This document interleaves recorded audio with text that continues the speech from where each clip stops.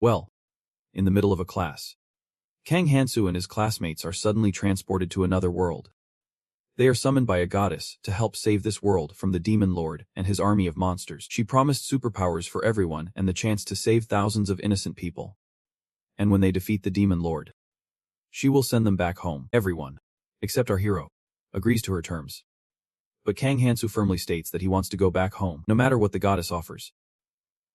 Surprisingly, the goddess agrees to let him go and even asks the others if there are any weaker among them so she can send them all back together. Kang Hansu has no friends in his class and no one wants to join him, so he rushes home alone. And that is where an unexpected twist awaits him. The portal leaves him in a completely unknown place, and things only get crazier from there. He sees raging humanoid beasts enslaving an elven woman, and now all eyes are on him.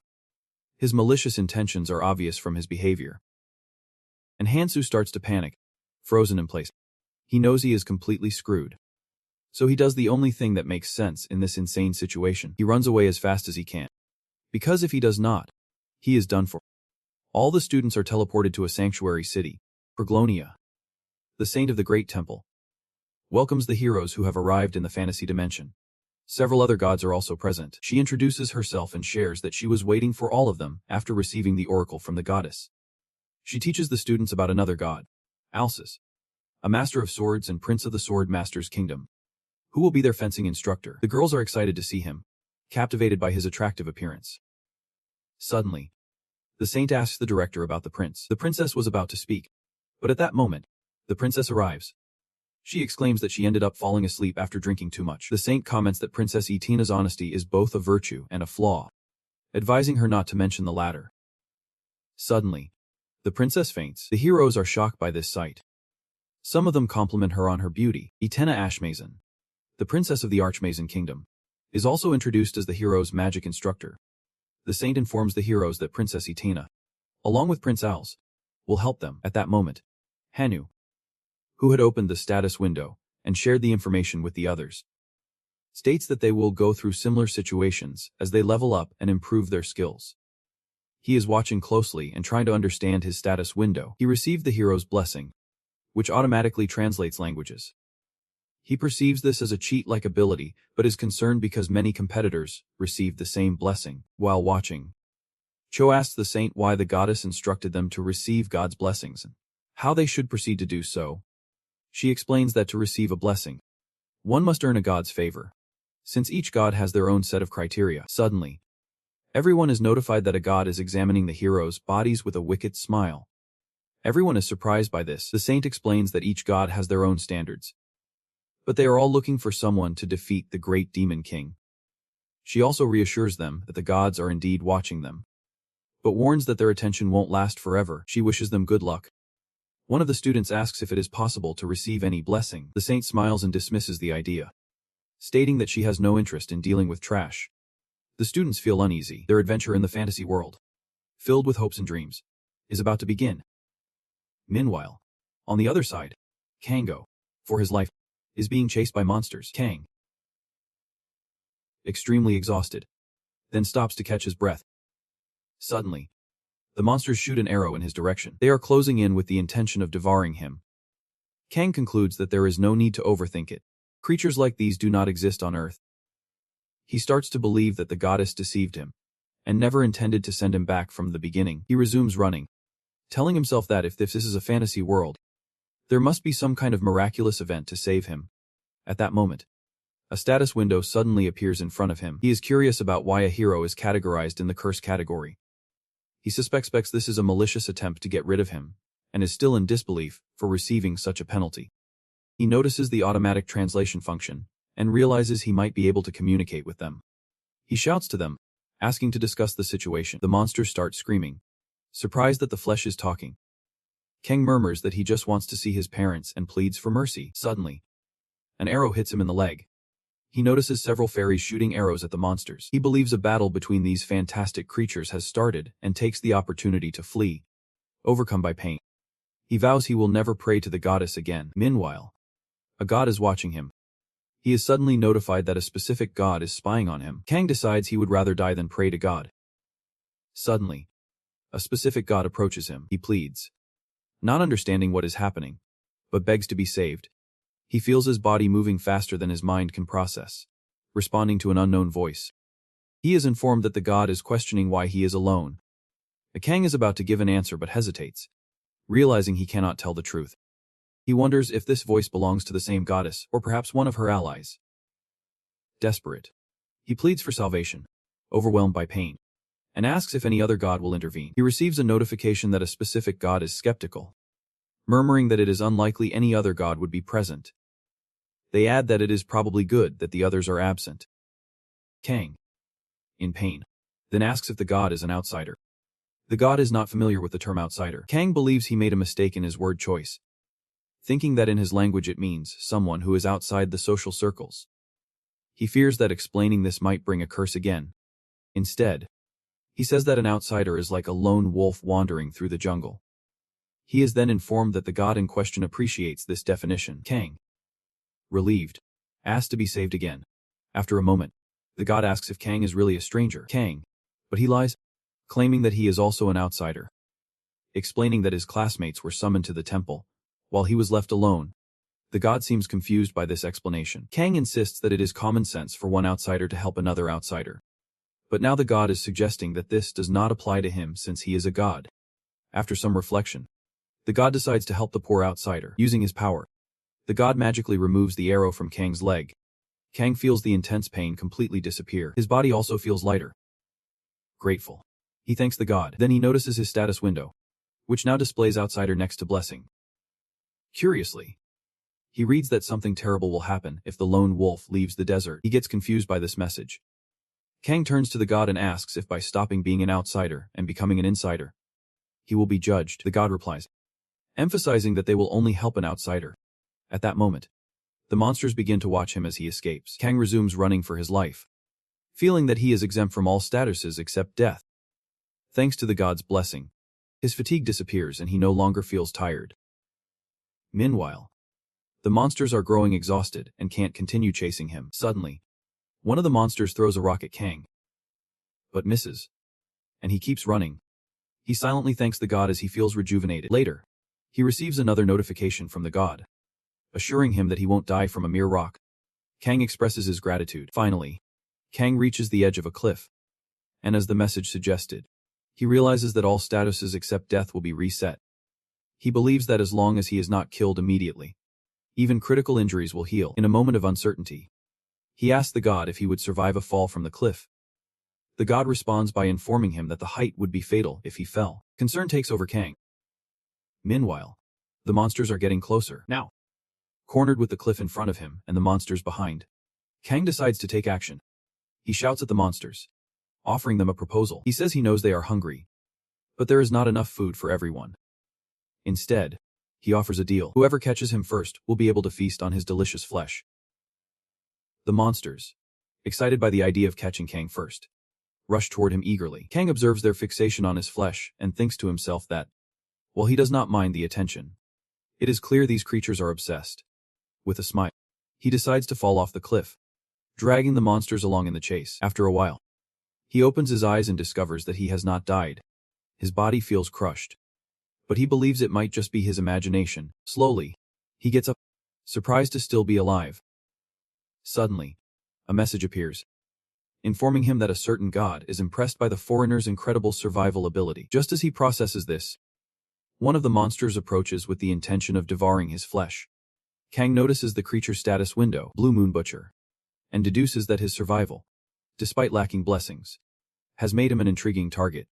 In many fantasy RP worlds, characters level up, gaining experience by defeating powerful enemies. Higher-level enemies offer more experience points, making them much more valuable to defeat.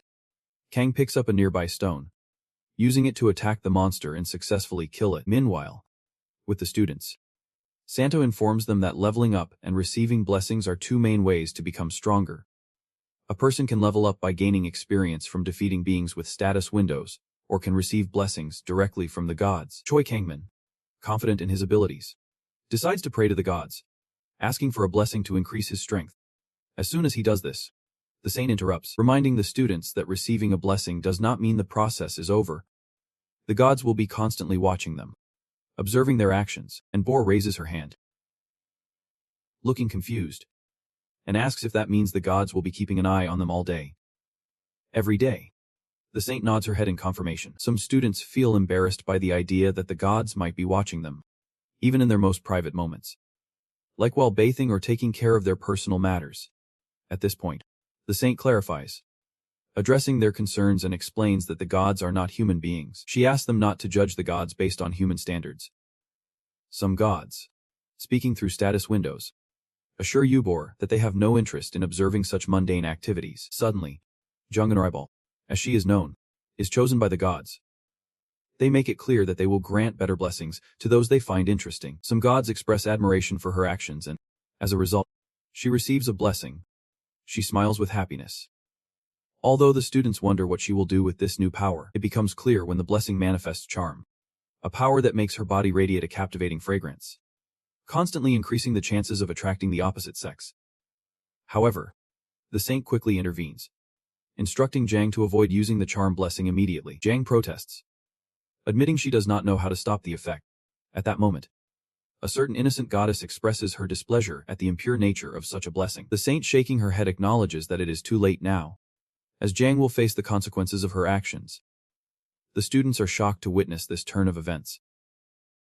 The saint then explains that, although the gods can grant blessings, they also have the power to cast curses on heroes they deem undesirable. Surprised, admits she did not know about this possibility. The saint explains that she was about to inform them of this crucial detail. As the punishment begins to take effect, Jang screams in pain. She apologizes, but the saint explains that once a hero receives a blessing or curse, it will stay with them until their death. Furthermore, the effects will become more potent as their rank increases, and their level will never decrease after being raised. Jang, deeply concerned, expresses worry about how painful the curse is at her current low level.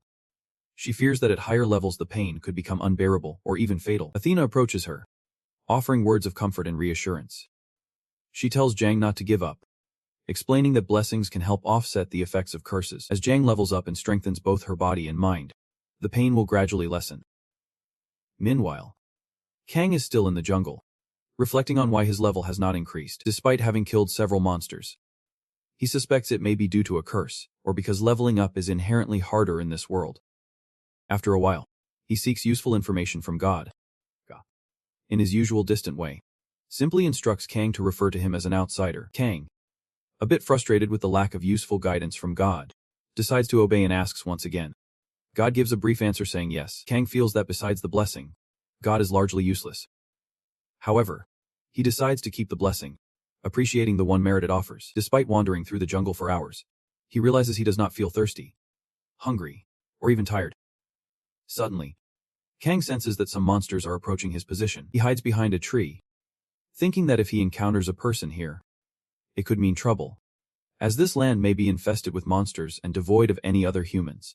At that moment, a particular god sends him a message informing him that a helpless outsider will die peacefully if he cuts himself. Ken reflects on the god's enigmatic statement, but decides to remain cautious.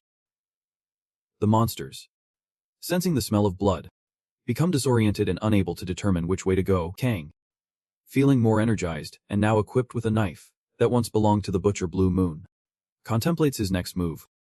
The blade is sharp, and he is ready to use it. Meanwhile, God is offering him prayers of support, assuring him that he will not meet an untimely death.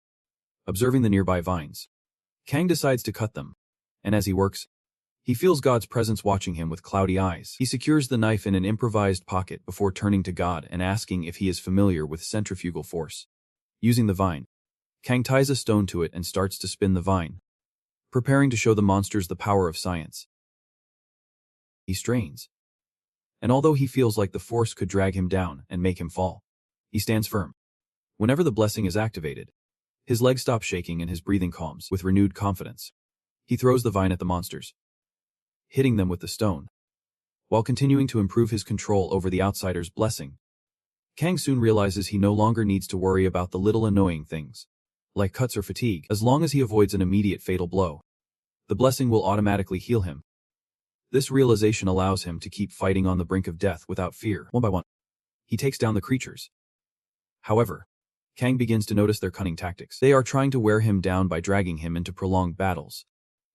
These monsters are more cunning and intelligent than he initially thought. Still, he perseveres, striking without pause. At one moment, a monster tries to grab him from behind. But Kang is ready. He swings the stone and strikes hard, declaring that they will receive the same treatment as before. After a long battle, Kang finally stands victorious, having defeated all the monsters. He approaches the last one and demands to know where the humans reside. The creature reluctantly gestures toward the human settlement. Kang then asks about the monster species, to which Null replies that they are known as gnolls.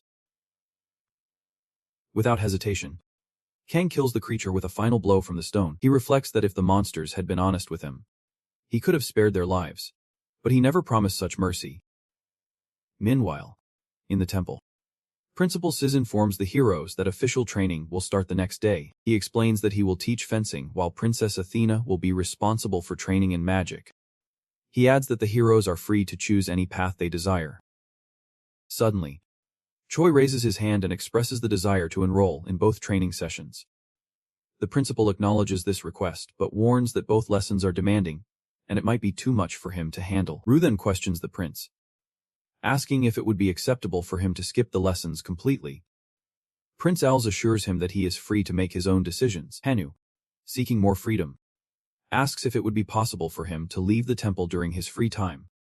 The prince confirms that he is welcome to do so. The next morning, Prince Als gathers the heroes and directs those who wish to follow the path of a knight to follow him. He reassures them that they can change their decisions later if they find that the path is not suitable for those interested in learning magic. He instructs them to wait, as Princess Athena has not yet arrived. While preparing, the heroes check their status windows and notices a special inscription before his blessing, indicating that he is the most favored, most chosen individual in the world. This blessing, he realizes, is unique to him and can only be seen and experienced by him. Overcome with joy, Han reflects that Choi, despite his arrogance, remains oblivious to the true meaning of his status. Later, outside the temple, Han reflects on the situation and concludes that if someone like Troy Boy had tried his hardest, he would at least have managed to achieve a ranking position rivaling that of the main character. After a while, Han is in the town square of Perlaguina. He thinks he has come to the right place. He enters the mercenary guild to start his fantasy story. There are so many fighters there. The receptionist greets him and asks why he is there. He replies that he wants to sign up as a mercenary. Suddenly, a girl approaches him and explains to Han that this is not the place for a rookie like him. She tells him to stop talking nonsense and go back to his hometown. She says she has seen many reckless boys like him become mercenaries and die. Meanwhile, Han thinks this is the effect of his blessing, which is the main buff of his character. The girl approaches him and asks if he is listening to her. Han thinks that this beautiful mercenary with a curious disposition is a princess or a noble of high status in disguise. He smiles and thinks this is the protagonist's destiny. There is no doubt this is the effect of a special blessing. Suddenly he claims he does not want to go back, and that she should follow him if she is worried. He continues saying that judging books by their cover is not a good habit. He is sure she has been through this many times too. The girl smiles and replies that he surprised her. Hanu feels happy and thinks he is exceptional in this world. After that, he tells the girl that he can't say much about it, but that he is the chosen one. While Han had trouble speaking to such beauty so gently on earth, in this world he is a hero who will save the world he is about to leave. Suddenly the girl wonders how these chosen abilities accumulate. He replies that she will notice what the main attribute increase of the character is. On the other hand, in the jungle, the monster assures Kang that he is not lying to him, that the human village is to the west. Kang thanks him for the information and then hits him with the stone. After that, he says these gnolls are unexpectedly honest. They are so rude that anyone can tell when they are lying. Kang thinks he does not know the exact distance to the human village, but he confirms it by asking a bunch of gnolls to avoid mistakes. He also thinks his desperate fight with the gnolls has turned into a brief hunt. As he defeats more of them, he has gone from prey to an experienced hunter overnight. He is happy. Kang suffered many serious injuries while learning to hunt. He learned to fight quickly with his outsider's blessing. His clothes are torn from fighting the monsters. He is excited because he does not go crazy even after being inflicted with so many serious wounds. He is going to meet the natives of this fantasy world in the human village. The god grumbles and says he is sorry about that. He asks if he wants him to die. He receives the answer that the true god does not care what happens to him. Suddenly, a monster attacks him again, but he fights back with a butcher knife. Kang is worried that there is no end to these gnolls. No matter how many he kills, they keep coming. He fights them and stabs them with the knife. Kang Hanzo is now irritated because he is not leveling up at all. He thinks he must have killed dozens of gnolls with higher levels than his, so this should not be a problem. He receives the message that a specific god is getting restless. After defeating the monsters again, he can hear the language of a friendly race that he can't understand. He starts looking around carefully, considering that they shot arrows at a poor person being chased by a carnivorous plant. Their definition of friendly might differ from what he is used to. Suddenly, he sees some swordsmen and a woman who are humans. He thinks they might be mercenaries. Suddenly, a woman throws a weapon towards Kang when she sees him. They are all going to attack him. So he says he is just looking for a human village. He hides his dagger and sits down, signaling that he surrenders. As he is against violence, Kang has changed. They can't talk to each other. But humans do not communicate only with words. Body language shows a tendency to avoid conflicts. And a friendly voice does not make the other person nervous. He thinks they can't have a complicated conversation this way. But it needs to be conveyed. But the woman is going to shoot an arrow at him. Kang stops her and reassures her, saying that the other world does not bite, and that he is kind to other worlds. The mercenaries refrain from killing him. After a while, Kang finds himself traveling with them through the dense forest. The lady and the man try to talk to him with serious expressions, but their words are strange to Kang. He could use gestures to at least let them know what his name is. But beyond that, he can't understand a single word. It does not help that foreign languages have always been the subject that brought down his Junpei. Kang thinks it is a relief to have found some friendly people. At least these people do not start shooting arrows at him, unlike the fairies, and he also does not have to worry so much about encountering monsters. He can't see the status windows of these guys, but he is sure that fully armed mercenaries would be more powerful than someone at level 1. God assures Kang that he is not acting like a stranger now, but Kang ignores him. One particular god complains that he should not talk to them half-heartedly. He replies that it is normal to speak more casually when someone approaches you. Kang thinks he has managed to meet people, but he can still only have conversations with the gods. However, he discovered what the names of those people were thanks to body language. This older, hairy man is Gary. He speculates that Gary is the leader of this group. He carries a giant sword without showing a hint of tiredness. Kang thinks he is very strong. Suddenly, another man calls him and hugs him. His name is Cole. Cole is shorter than Gary, but has a muscular and experienced body and laughs frequently. He has a long sword at each hip. The woman's name is Misa. She is the group's ranged attacker and usually uses a giant crossbow made of steel. By her side, Kang's goal seems to be to fight against people. She points her finger in one direction. Kang realizes she wants to show him something. He sees smoke in the distance. The smoke is not from a forest fire. It must be chimney smoke coming from a house. Kang is happy to find the place where people live. Suddenly, he is notified that a certain god looks at the bold outsider with displeasure. Kang says he is just pretending to fit in to escape this forest. Suddenly, everyone hears some noise. There are so many monsters approaching. Ken is shocked to see the monsters. He is ready to fight them. But Cole, Gary, and Misa move forward to fight the monsters. They fight the demons using their swords. Meanwhile, Misa aims an arrow at the gnolls. Suddenly, a gnoll comes to attack her, but Kang saves her from the gnoll. A certain god is uncomfortable. The gnoll seems larger than usual. Kang explains to the outer god to oversee this, since humans are social animals, and therefore he needs the help of these people. A certain god responds that it is none of their business.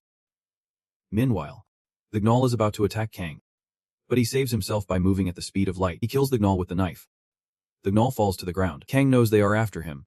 After a while, they defeat all the gnolls. Kang thanks them and says he would be in trouble if they were not with him, but they all give him hard looks. Suddenly, Misa shoots an arrow at Kang, hitting him in the right shoulder. He falls after that. The mercenaries gather around Kang's lifeless body. Cole expresses his admiration for Misa's ideas, stating that their plan was interrupted because of the gnolls. Misa, however, sees this as a positive change in events. She comments that the chaotic behavior of the gnolls gave them an idea of how dangerous Kang really is. She admits that she initially underestimated him, thinking someone as thin as him would be weak. However, not only does he fight better than she expected, but his strange foreign language complicates things as well. Bray suggests they should stick to the original plan. Cole agrees, though he laments the events, adding that Kang probably would not have accepted being sold as a slave. Gary, always practical, proposes that they take whatever they can from Kang. He mentions that taking his dagger is the best option, since it might be worth more than they think. He points out that the intricate design on the dagger indicates it belongs to fairy royalty. Kolo approaches Kang's body to grab the dagger, but discovers that Kang is still holding it firmly. Miss warns Kolo not to lower his guard. Kolo, realizing the danger, decides he must finish off Kang with his sword. However, before he can act, Kolo notices Kang's status window. 2 conditions must be met for someone to see another person's status window. Either the individual shares it voluntarily or it can be viewed through a special blessing. Kolo, surprised and shocked by the unexpected turn of events, is caught off guard. While he processes this, Kengo attacks with the dagger. Gary and Meat, astonished by the sudden twist of events, watch as Kolo collapses. Kang remains standing, seemingly unscathed. Gary, now furious, aims at Kang to take him out. But before he can act, Kang lunges forward with incredible speed and strikes him with the dagger. Misa, trying to take him down with her arrows, discovers they have no effect.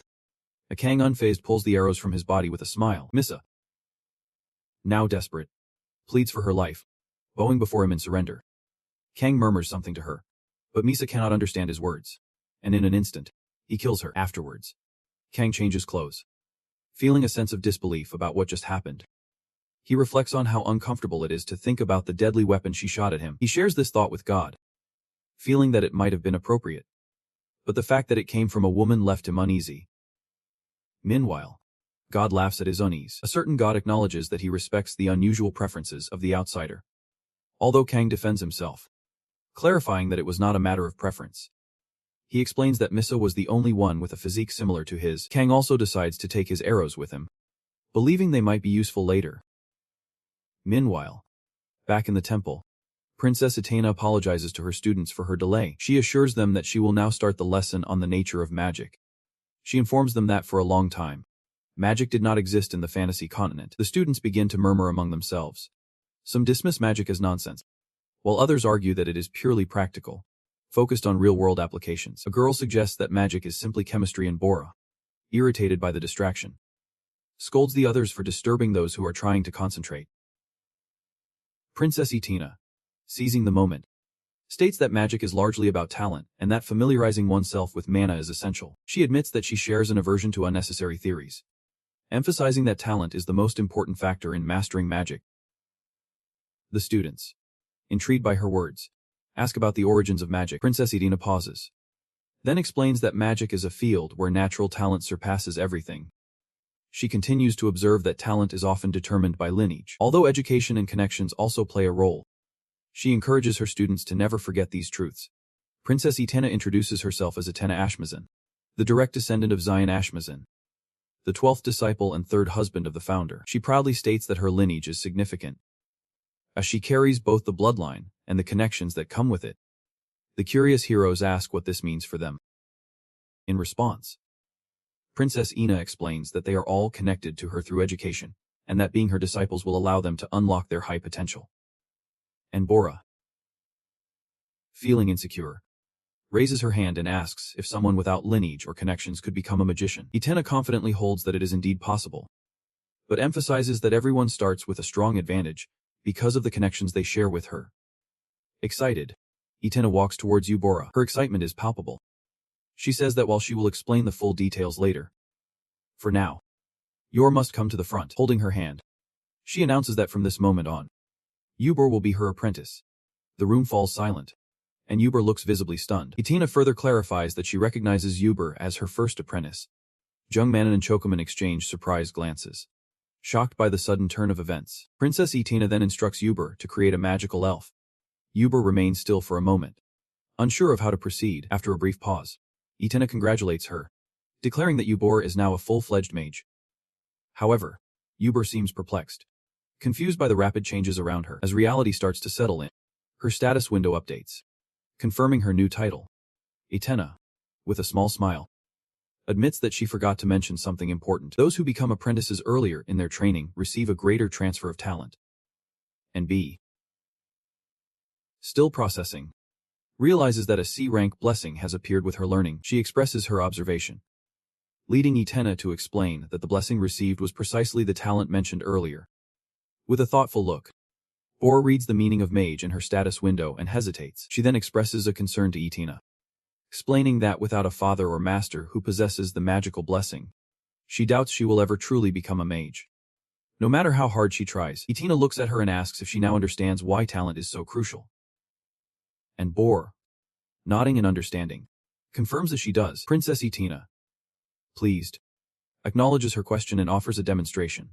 She raises a small, glowing magical orb in her hand, revealing that the founder, who eventually ascended to become the god of magic, left a blessing for future generations. This blessing was designed to help her descendants and students learn the ways of magic quickly. Itina further explains that an average mage will depend on this blessing to use magic safely and efficiently. She calls this practice white magic. The students watch in awe as the display unfolds, clearly impressed by Princess Itina's mastery. Next, Itina shows them another trick where her hands burn. The heroes are shocked to see this. She tells them that her talent is always needed for magic. She explains to the heroes that in her right hand is white magic with its blessing, and in her left hand is black magic without its blessing. Suddenly, the head maid enters, pulls Itina's cheeks, and says it seems she forgot Her Majesty's strict instructions not to use black magic. Itina responds that she only did that to make it easier for the heroes to understand. The maid replies that she will report this to the queen. Itina apologizes to her. Suddenly, a prince also comes to heal Itina while she asks the maid not to tell the queen about this matter. On the other hand, Bor gets scared and apologizes for having asked such a question to Princess Itina. Suddenly, Itina is fine and tells the heroes that she is happy to know they all understand the danger of black magic.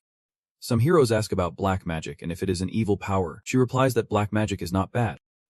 Unlike the blessing of the magic passed down from its founder, black magic is like the magical power of nature. On the other hand, Kang Hamu arrives at the village. He asks the guard if he needs dry wood to start a fire. The guard does not understand him, but Kang extends his hand and gives him some coins, saying he understands what he is saying.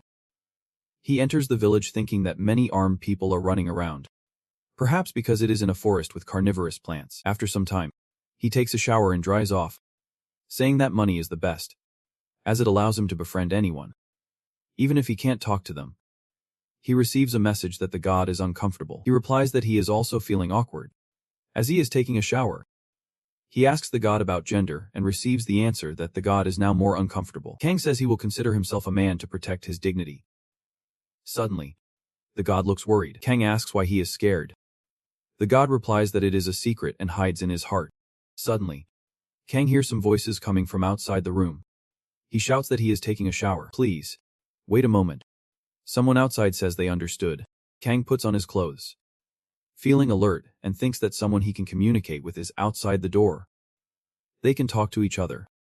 But the truth is that the person outside is not human, but from a hostile race. Kang realizes that the person in front of him is not friendly, as he suspects that the man might be a monster or part of a hostile race like gnolls or demons.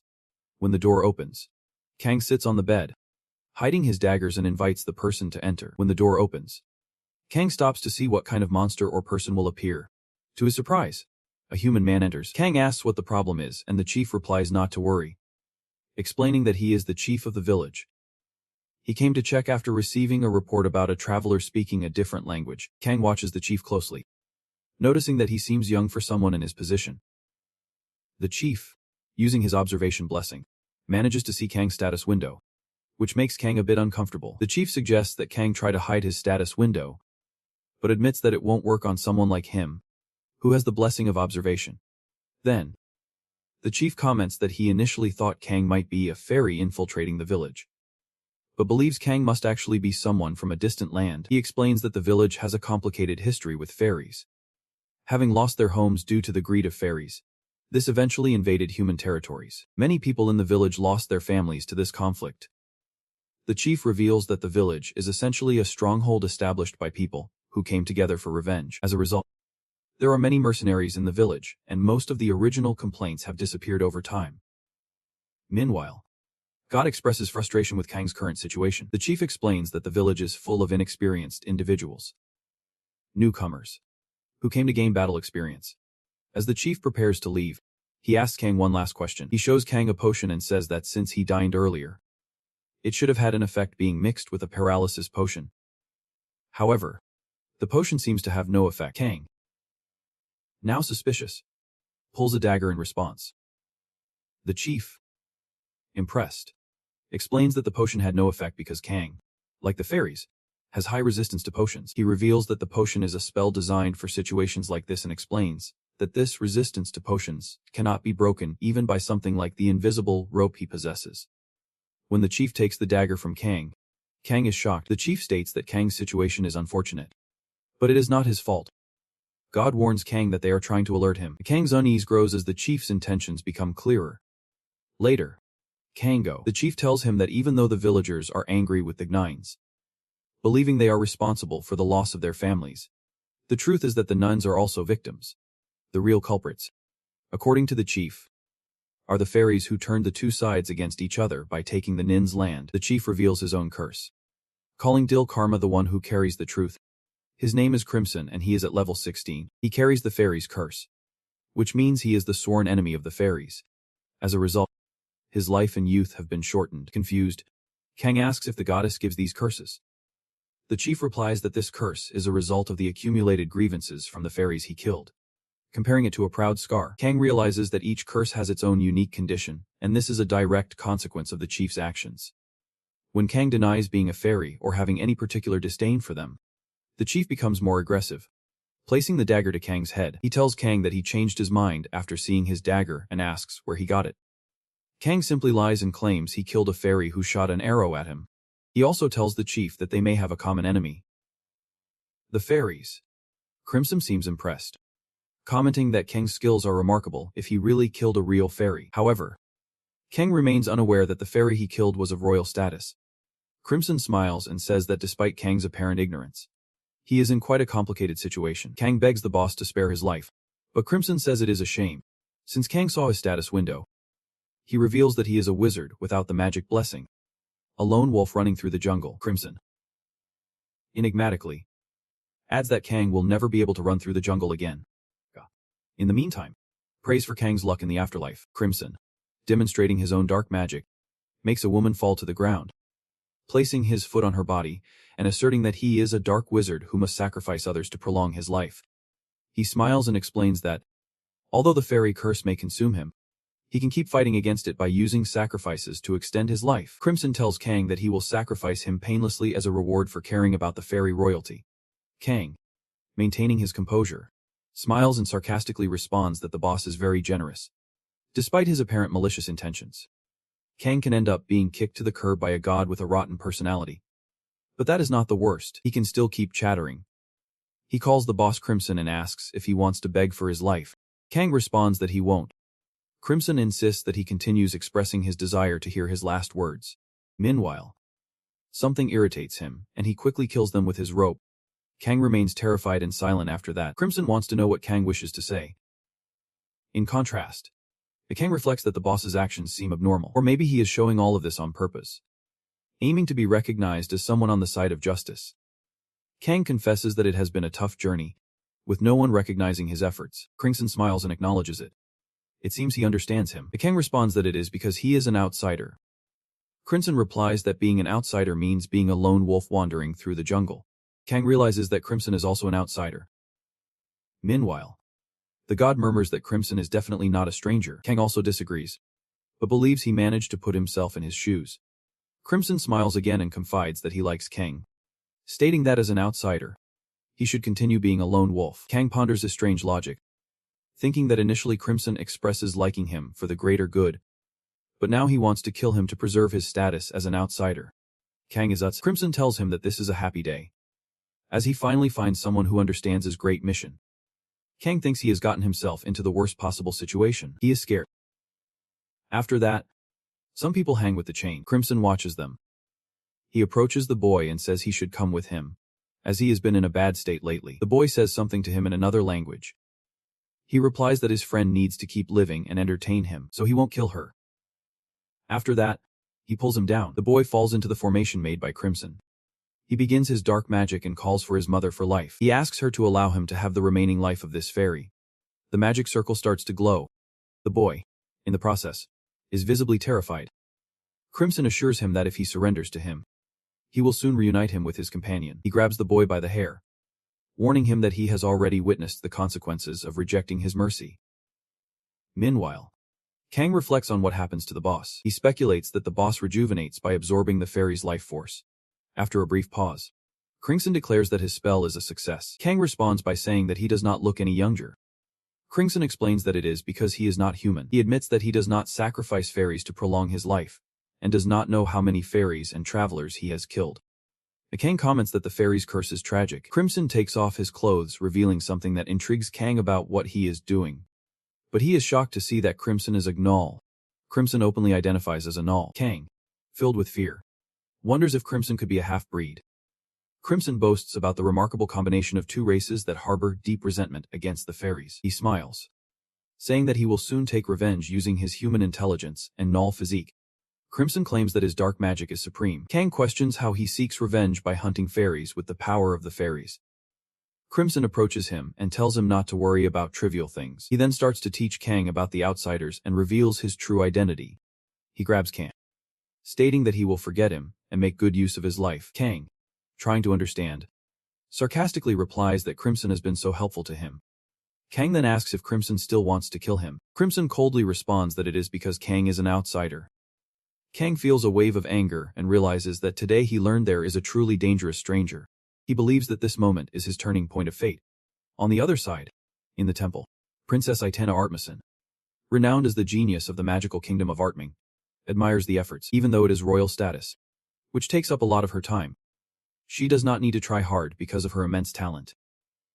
Meanwhile, Yor asks if magic is created through their imagination and suggests that they could increase efficiency if there are no other methods, despite hearing that a magician's skills are determined by lineage and school connections. Yubor's dedication to working hard catches the attention of Princess Itena. As a result, she decides to make Yubora her first apprentice. Princess Itena praises her question and explains that to improve her magic, she should follow the magic of her teachers or parents.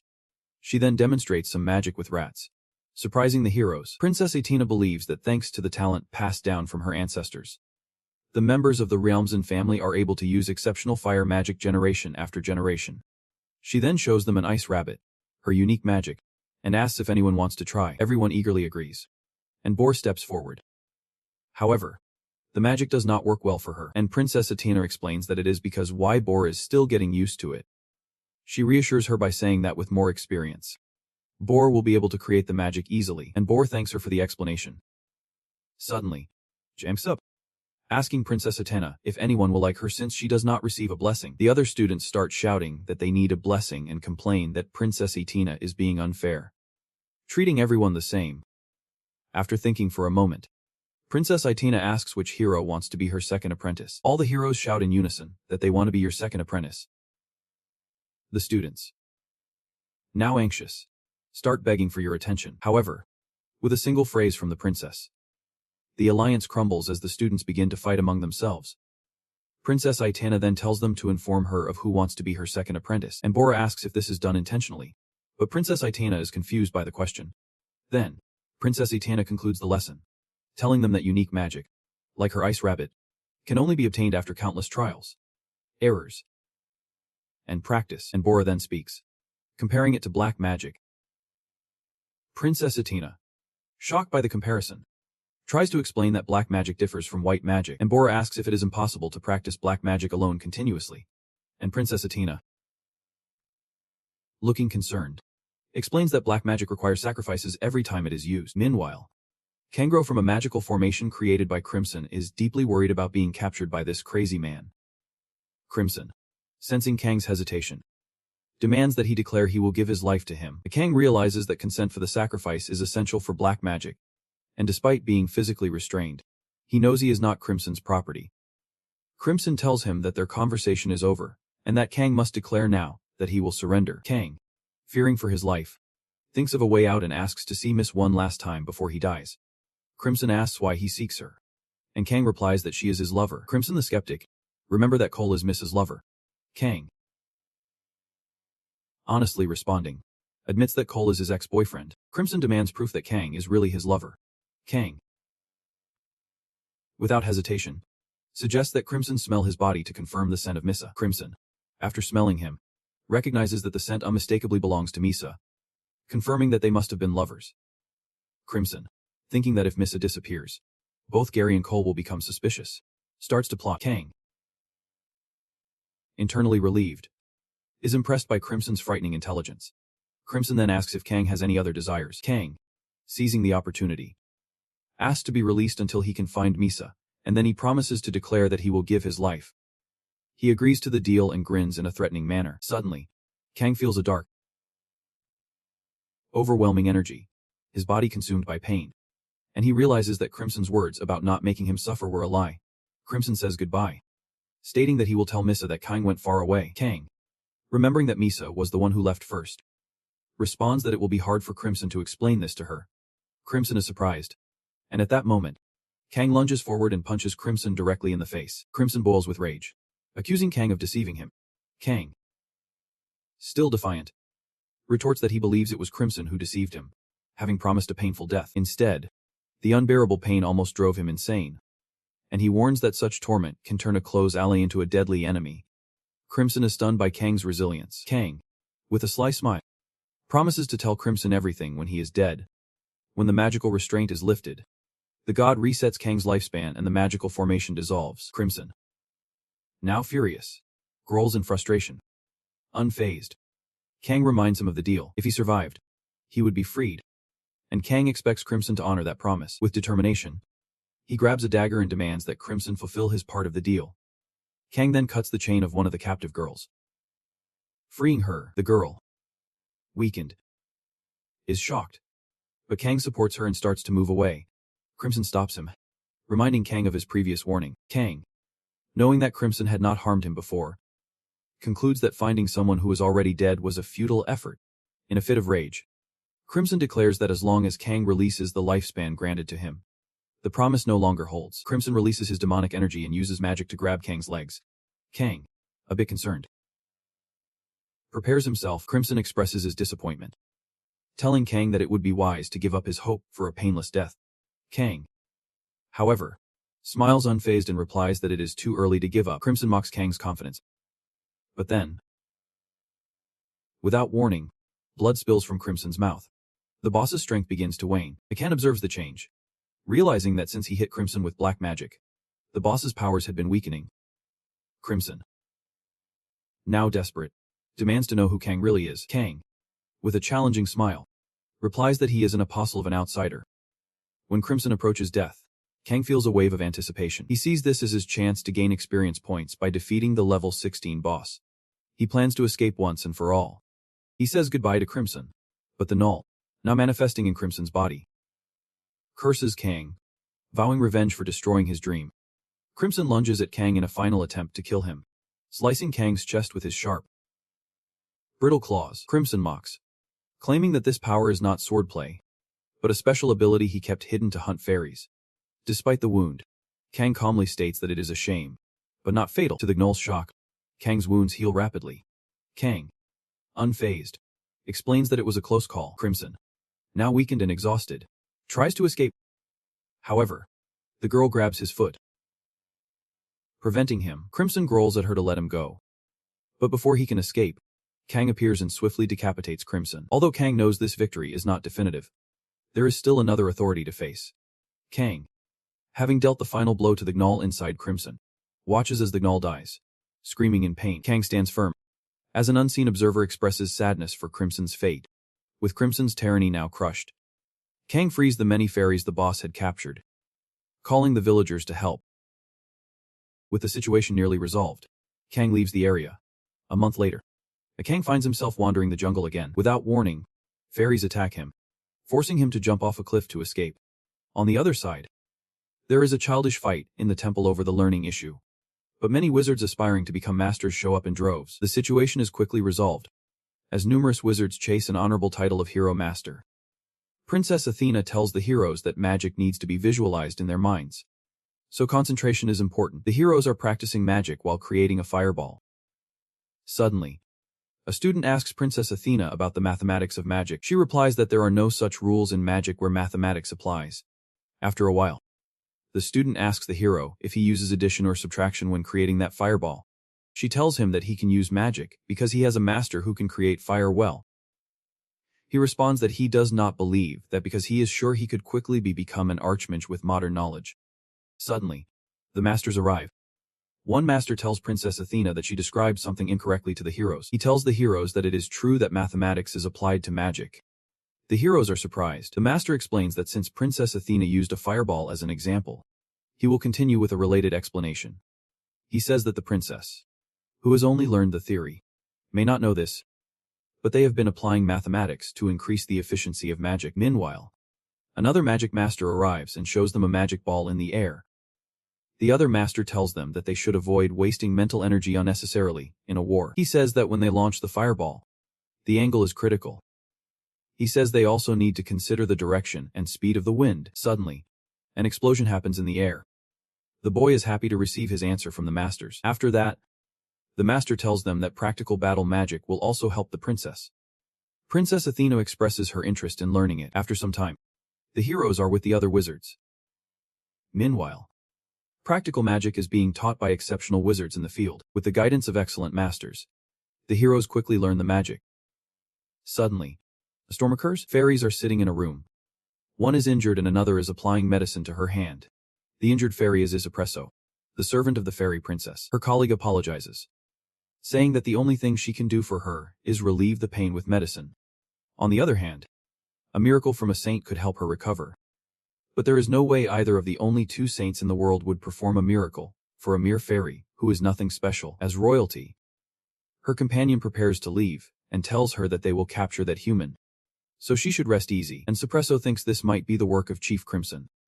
But the villagers who just stood by could also be accomplices. She cries and thinks that when she returns to the kingdom, she needs to talk about this village first. Suddenly someone knocks on the door. Another fairy is outside the room, and Espresso tells her to come in. She enters and says that the village mercenaries lost him. Espresso gets a little irritated and says that they do not need to worry about the human's problem. She responds that the man saved them from the evil boss. They are talking about Kang Hansu. Espresso gets angry and tells her that he has a princess's dagger and that he is deceiving them. She says that humans are beasts, and they can't be trusted. The girl again tells Espresso in a hoarse voice that it is still true that he saved her, and Espresso replies that this is why she is keeping her mouth shut. And it is not like they told him to kill him. It is just beasts tearing each other apart. Suddenly, Councilwoman Cellables arrives and asks Espresso what she said.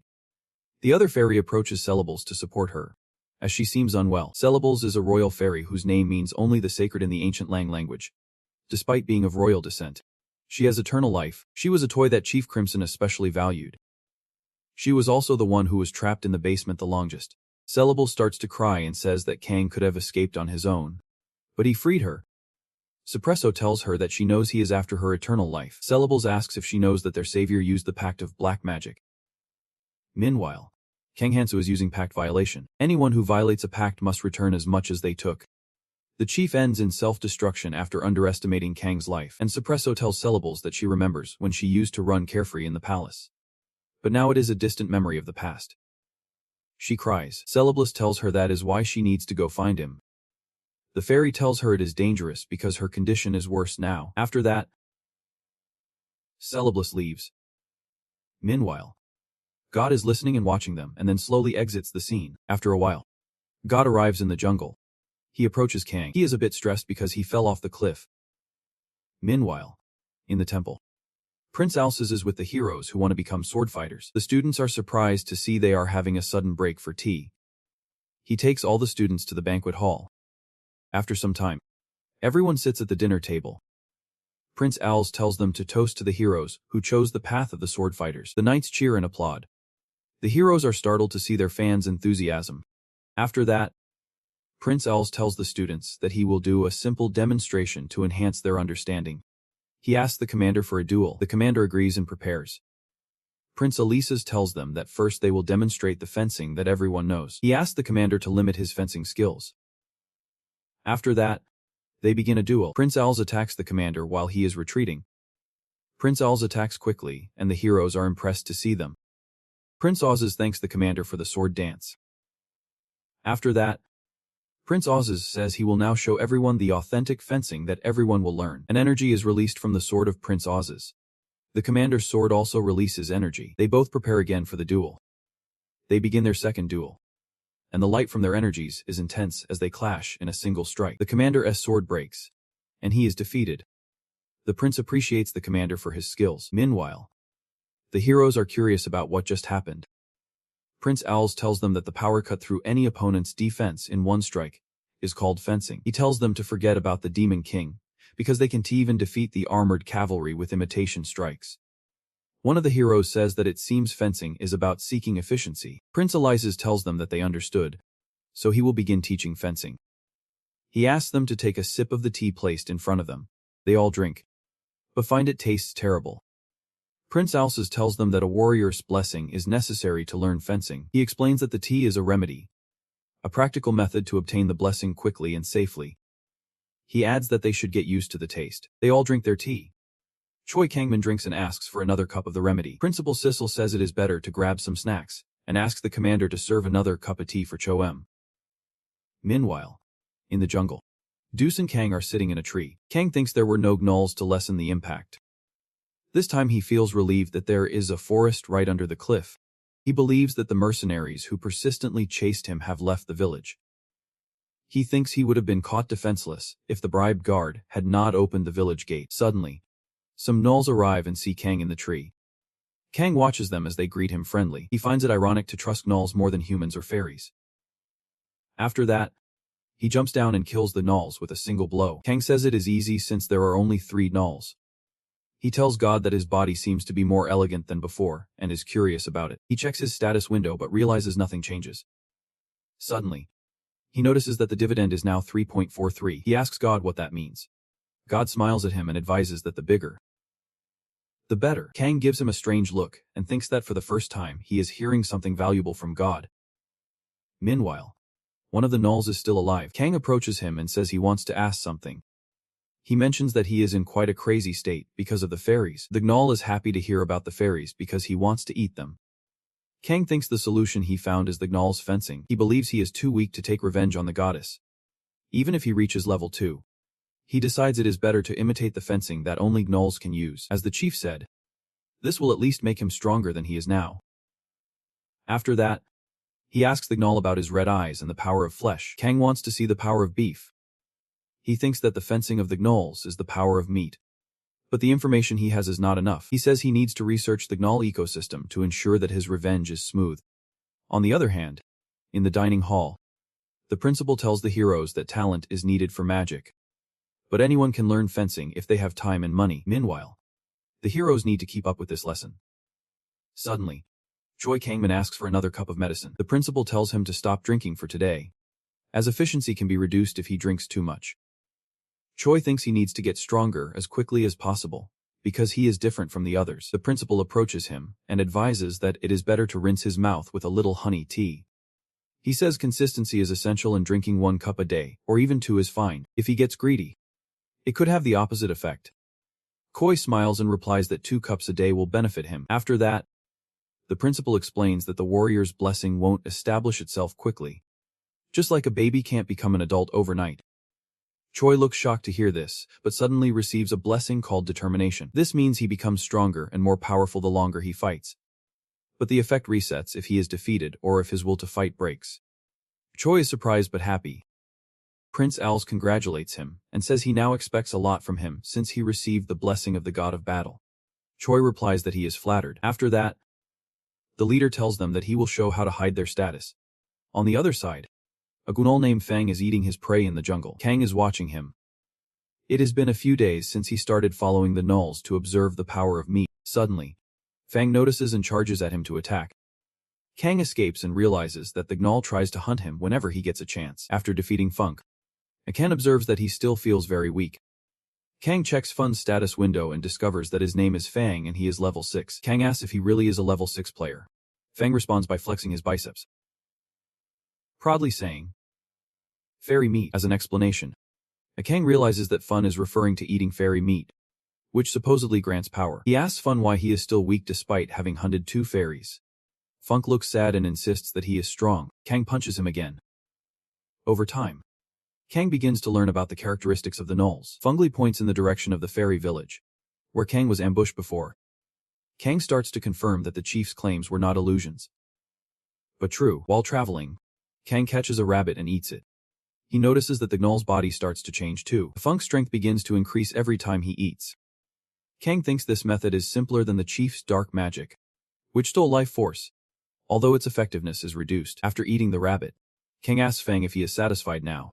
Fang starts growling, says he wants more meat, and his eyes turn red. He lunges at Kang again. Kang punches him with all his might and realizes that Fang's behavior reveals the power of meat. With this new understanding, Kang attacks Fang again, slicing his body in half with all his strength. Kang feels confident and thanks Fang for helping him learn. As he approaches Fang's remains, Fang murmurs that Kang is also a gnoll. Kang denies it, believing he is human, but notices that his hands are releasing a red energy, and that his body seems changed. Kang realizes that the chemical reaction is driven by intense emotion and the gnoll's greed for meat. Who is watching is surprised and tells Kang that this is the power of meat. Kang responds that he doubts anyone could use it. He asks God if he would have died using strength drawn from exhausted life force if he had not had the outsider's blessing. God explains that the blessing resets after each meal, creating an infinite cycle of replenishment. Later that night, Kang and God wander through the jungle. The gnolls smell meat nearby. But before anything happens, Kang shows up and punches the gnolls in one blow, defeating them effortlessly. God is surprised by Kang's strength. Kang runs ahead thinking that, although he has become stronger, he feels unhappy. God points in the direction they need to go when they arrive at the fairy village. Kang smiles and says he will punish those fantasy barbarians with the power of fantasy. The guards are stationed outside the village. Kang thinks about entering the tunnel from the back, but the security is higher than he expected. However, he feels satisfied because he memorized the layout of the village earlier. Meanwhile, the god urges him to act now. Kang is curious about why the god is suddenly trying to be helpful, but his instincts are telling him the same thing. He runs toward the village wall and climbs using his dagger. Inside the village boundary, he feels relieved that no one is looking at him. He carefully plans his next move. After a while, a guard appears. Kang grabs him from behind and puts a dagger to his neck. He kills the guard and drags the body to the side. Kang reflects that these people probably have others to mourn their deaths, but he also has a family. He laments that he almost died without seeing his parents again because of these people. Determined, he promises not to let them step on him anymore. Meanwhile, God watches him provocatively. One by one, Kang kills several guards and gathers their bodies in one place. He murmurs to himself that the infiltration was fun, but so far he has only encountered mercenaries. He wonders how he will find the fairies.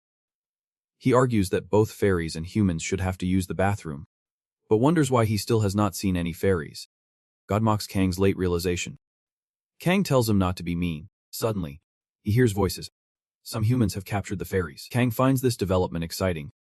On the other hand, Espresso was kidnapped by some men and is being taken to the basement. Espresso's mind is racing with various thoughts. Suddenly, she hears a woman's voice, saying that Crimson believed they ignored his actions, but they disregarded him because they wanted to protect their new way of life. Espresso recognizes the voice as belonging to the healer from before. The healer tells the other fairies that this situation is retribution for letting their beloved friend fight this battle alone. Meanwhile, a boy tells his companion that he heard in the cafeteria that the fairies despise humans. A bald man speaks up and says that something happened in the village. A woman with blue hair instructs her men to start. The men advance with daggers intending to kill the fairies in Crimson's name. The bald man kills Espresso. After a while, they kill more fairies until only Celeblis remains. She is tied up with ropes. Celeblis tells them that their goal will be complete if they kill her, but she warns them that killing her savior to keep their secret fills her with rage. The boy suggests they let Celeblis go if she agrees to keep their secret. Celeblis responds irritably that he can't believe an agreement based on threats will hold. The woman with blue hair retorts that even if Celeblis lies, they would let her go. Celeblis smiles and takes the chance to mock them, saying they should learn that fairies do not lie to save their own lives. The captors, frustrated, decide they have no choice and prepare to kill her, promising it will be as painless as possible. Suddenly, Kang appears. He quickly kills the man who is about to execute Celeblis and saves her. Celeblis is shocked to see him there. Kang tells Celeblis that they meet again, but first he needs to take care of the remaining enemies. Kang runs towards the attackers and kills them. He thinks they are fairies or villagers on the chief's side. He planned to destroy them from the beginning. A scared girl begs Kang to spare her. Kang understands her language, but thinks it would be a shame to let her go. He also kills her. Meanwhile, the blue-haired woman is fleeing, but Kang takes note. He suddenly throws his dagger, hitting her and killing her. Kang thinks it was a smart decision to take care of that strong guy first. Suddenly, Sellable starts to say something. But Kang can't understand her. Curious, he checks her status window and is shocked.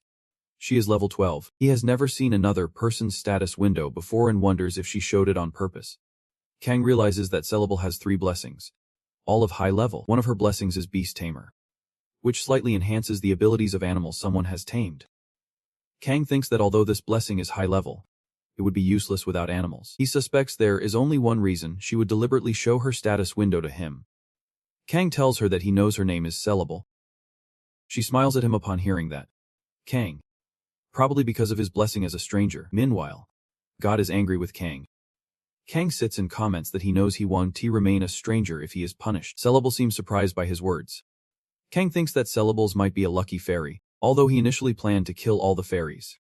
He hesitates because she had a similar experience to his. Kang decides that to survive, he will need to interact with the indigenous peoples of this world after freeing Sellables. He tells her to take care of the rest on her own. Kang reflects that if he kills all the fairies here, he won't be any different from them. Suddenly, Sellables runs towards him. He grabs her and tells her to stop making things difficult for him. Sellables says his name and Kang is shocked to hear that. After a while, they are walking through the village streets. Kang comments that, although so many people have died, the village is strangely silent. He asks God if he knows the reason. God responds dismissively that he is not in the mood. Kang considers getting rid of Sellable to ease God's anger, but realizes he can't trust anyone in the village and the forest is full of gnolls. He decides it is better to leave immediately. Kang grabs Sellables and starts running. While running, Sellables tries to say something to him. She raises her hand and Kang sees a phoenix approaching. He is shocked. Sellable smiles at him. After a while, the phoenix lands on the ground. Sellables greets the phoenix and asks Kang to put her down. Kang lets her go and she approaches the phoenix, speaking to her as if they understood each other. Kang is stunned and realizes this is because of her Beast Tamer blessing. Then, Sellable turns to Kang Hansu and kisses him. God is furious to see this. Kang asks her what she is doing. Clearly confused, the phoenix starts to circle around them. Suddenly, Kang notices Sellable sitting on the phoenix. She says something to him and then leaves. On the other side, God pulls his hair in anger. Kang tells God that he is upset too and can't believe that Sellable repaid his generosity with misbehavior. Suddenly, a status window appears in front of Kang and he is shocked by what it reveals. Kang sees that he received a blessing from a fairy. He is thrilled to discover it is a high-level blessing. At the same time, God feels uncomfortable and irritated. He tells Kang that all sorts of unexpected things can happen in life. The fairy explains that the blessing designates Kang as a friend of the fairies, which increases both his life expectancy and his youth. Kang reflects that the blessing is similar to the outsider's blessing. He realizes that if he uses the outsider's blessing and the fairy's blessing together, the lifespan he can burn with his flesh power will significantly increase. God tells him that he seems unusually happy. Kang replies that he is satisfied because he is separated from the fairy. God feels more at ease now. Later, in the middle of the jungle, Kang tells the foreign god that they should venture out more this time. On the other side, Prince Owls and Princess Athena are gathered with the fantasy heroes. Prince Owls tells the heroes that 3 days have passed since their arrival. He explains that after meditation they will increase their levels through hunting.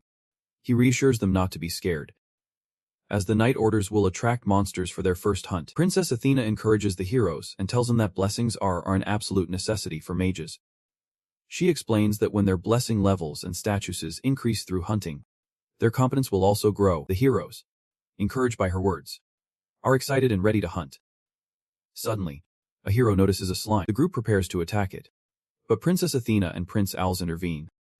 They explain that slimes are beneficial creatures that do not harm humans, so they should remain unharmed. The heroes are surprised by this information. Princess Athena explains that slimes consume all kinds of dirt, garbage, pests, and even corpses. She tells them that slimes reduce the risk of infectious diseases in the area. Holding the slime in her hand, she emphasizes that attacking slimes is prohibited even for heroes, as it would be considered savage. The heroes apologize to her for their misunderstanding. Then, Prince Owls tells the heroes that gnolls with a medium level of 2 would be the most appropriate targets for their first hunt. However, your main goal today is a level 4 gnoll. The girls in the group are shocked to hear this. Princess Athena reassures them, saying they do not need to worry because there is a saint who can revive them if they die.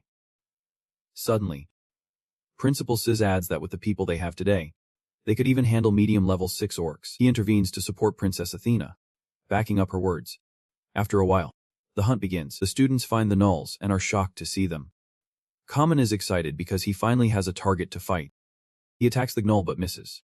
And the gnoll injures his eye, leaving him in pain. The gnolls start defeating the heroes one by one. The wizards try to fight back with magic, but their spells have no effect. The gnolls prepare to attack the students as well. Suddenly, the principal approaches and intervenes. He confronts the ghouls and slices one into pieces, saving the students. Every hero is injured after the battle. The main Saint Sis thanks them for their efforts in guiding the heroes. She sits beside one of the injured heroes and calmly comments that there must be a reason why God chose these people as heroes and sent them to this land. She uses her powers to heal the injured heroes. Looking serene, she tells them that every time they die, she will revive them. After a while, the heroes are revived and continue hunting. Choi Kangman is with his group facing a gnoll. And Choi charges at the gnoll, using his blessing of courage. And this time he succeeds. He defeats the gnoll. A particular god praises Choi for being smart. And Choi feels happy for reaching level 2. He also gains 2 new blessings: command and acceleration. The acceleration allows him to move incredibly fast during critical moments. Command grants any group he leads a slight increase in their abilities. Joy watches as her teammates celebrate. Suddenly, he notices a gnoll attacking Jun. But her group kills the gnoll.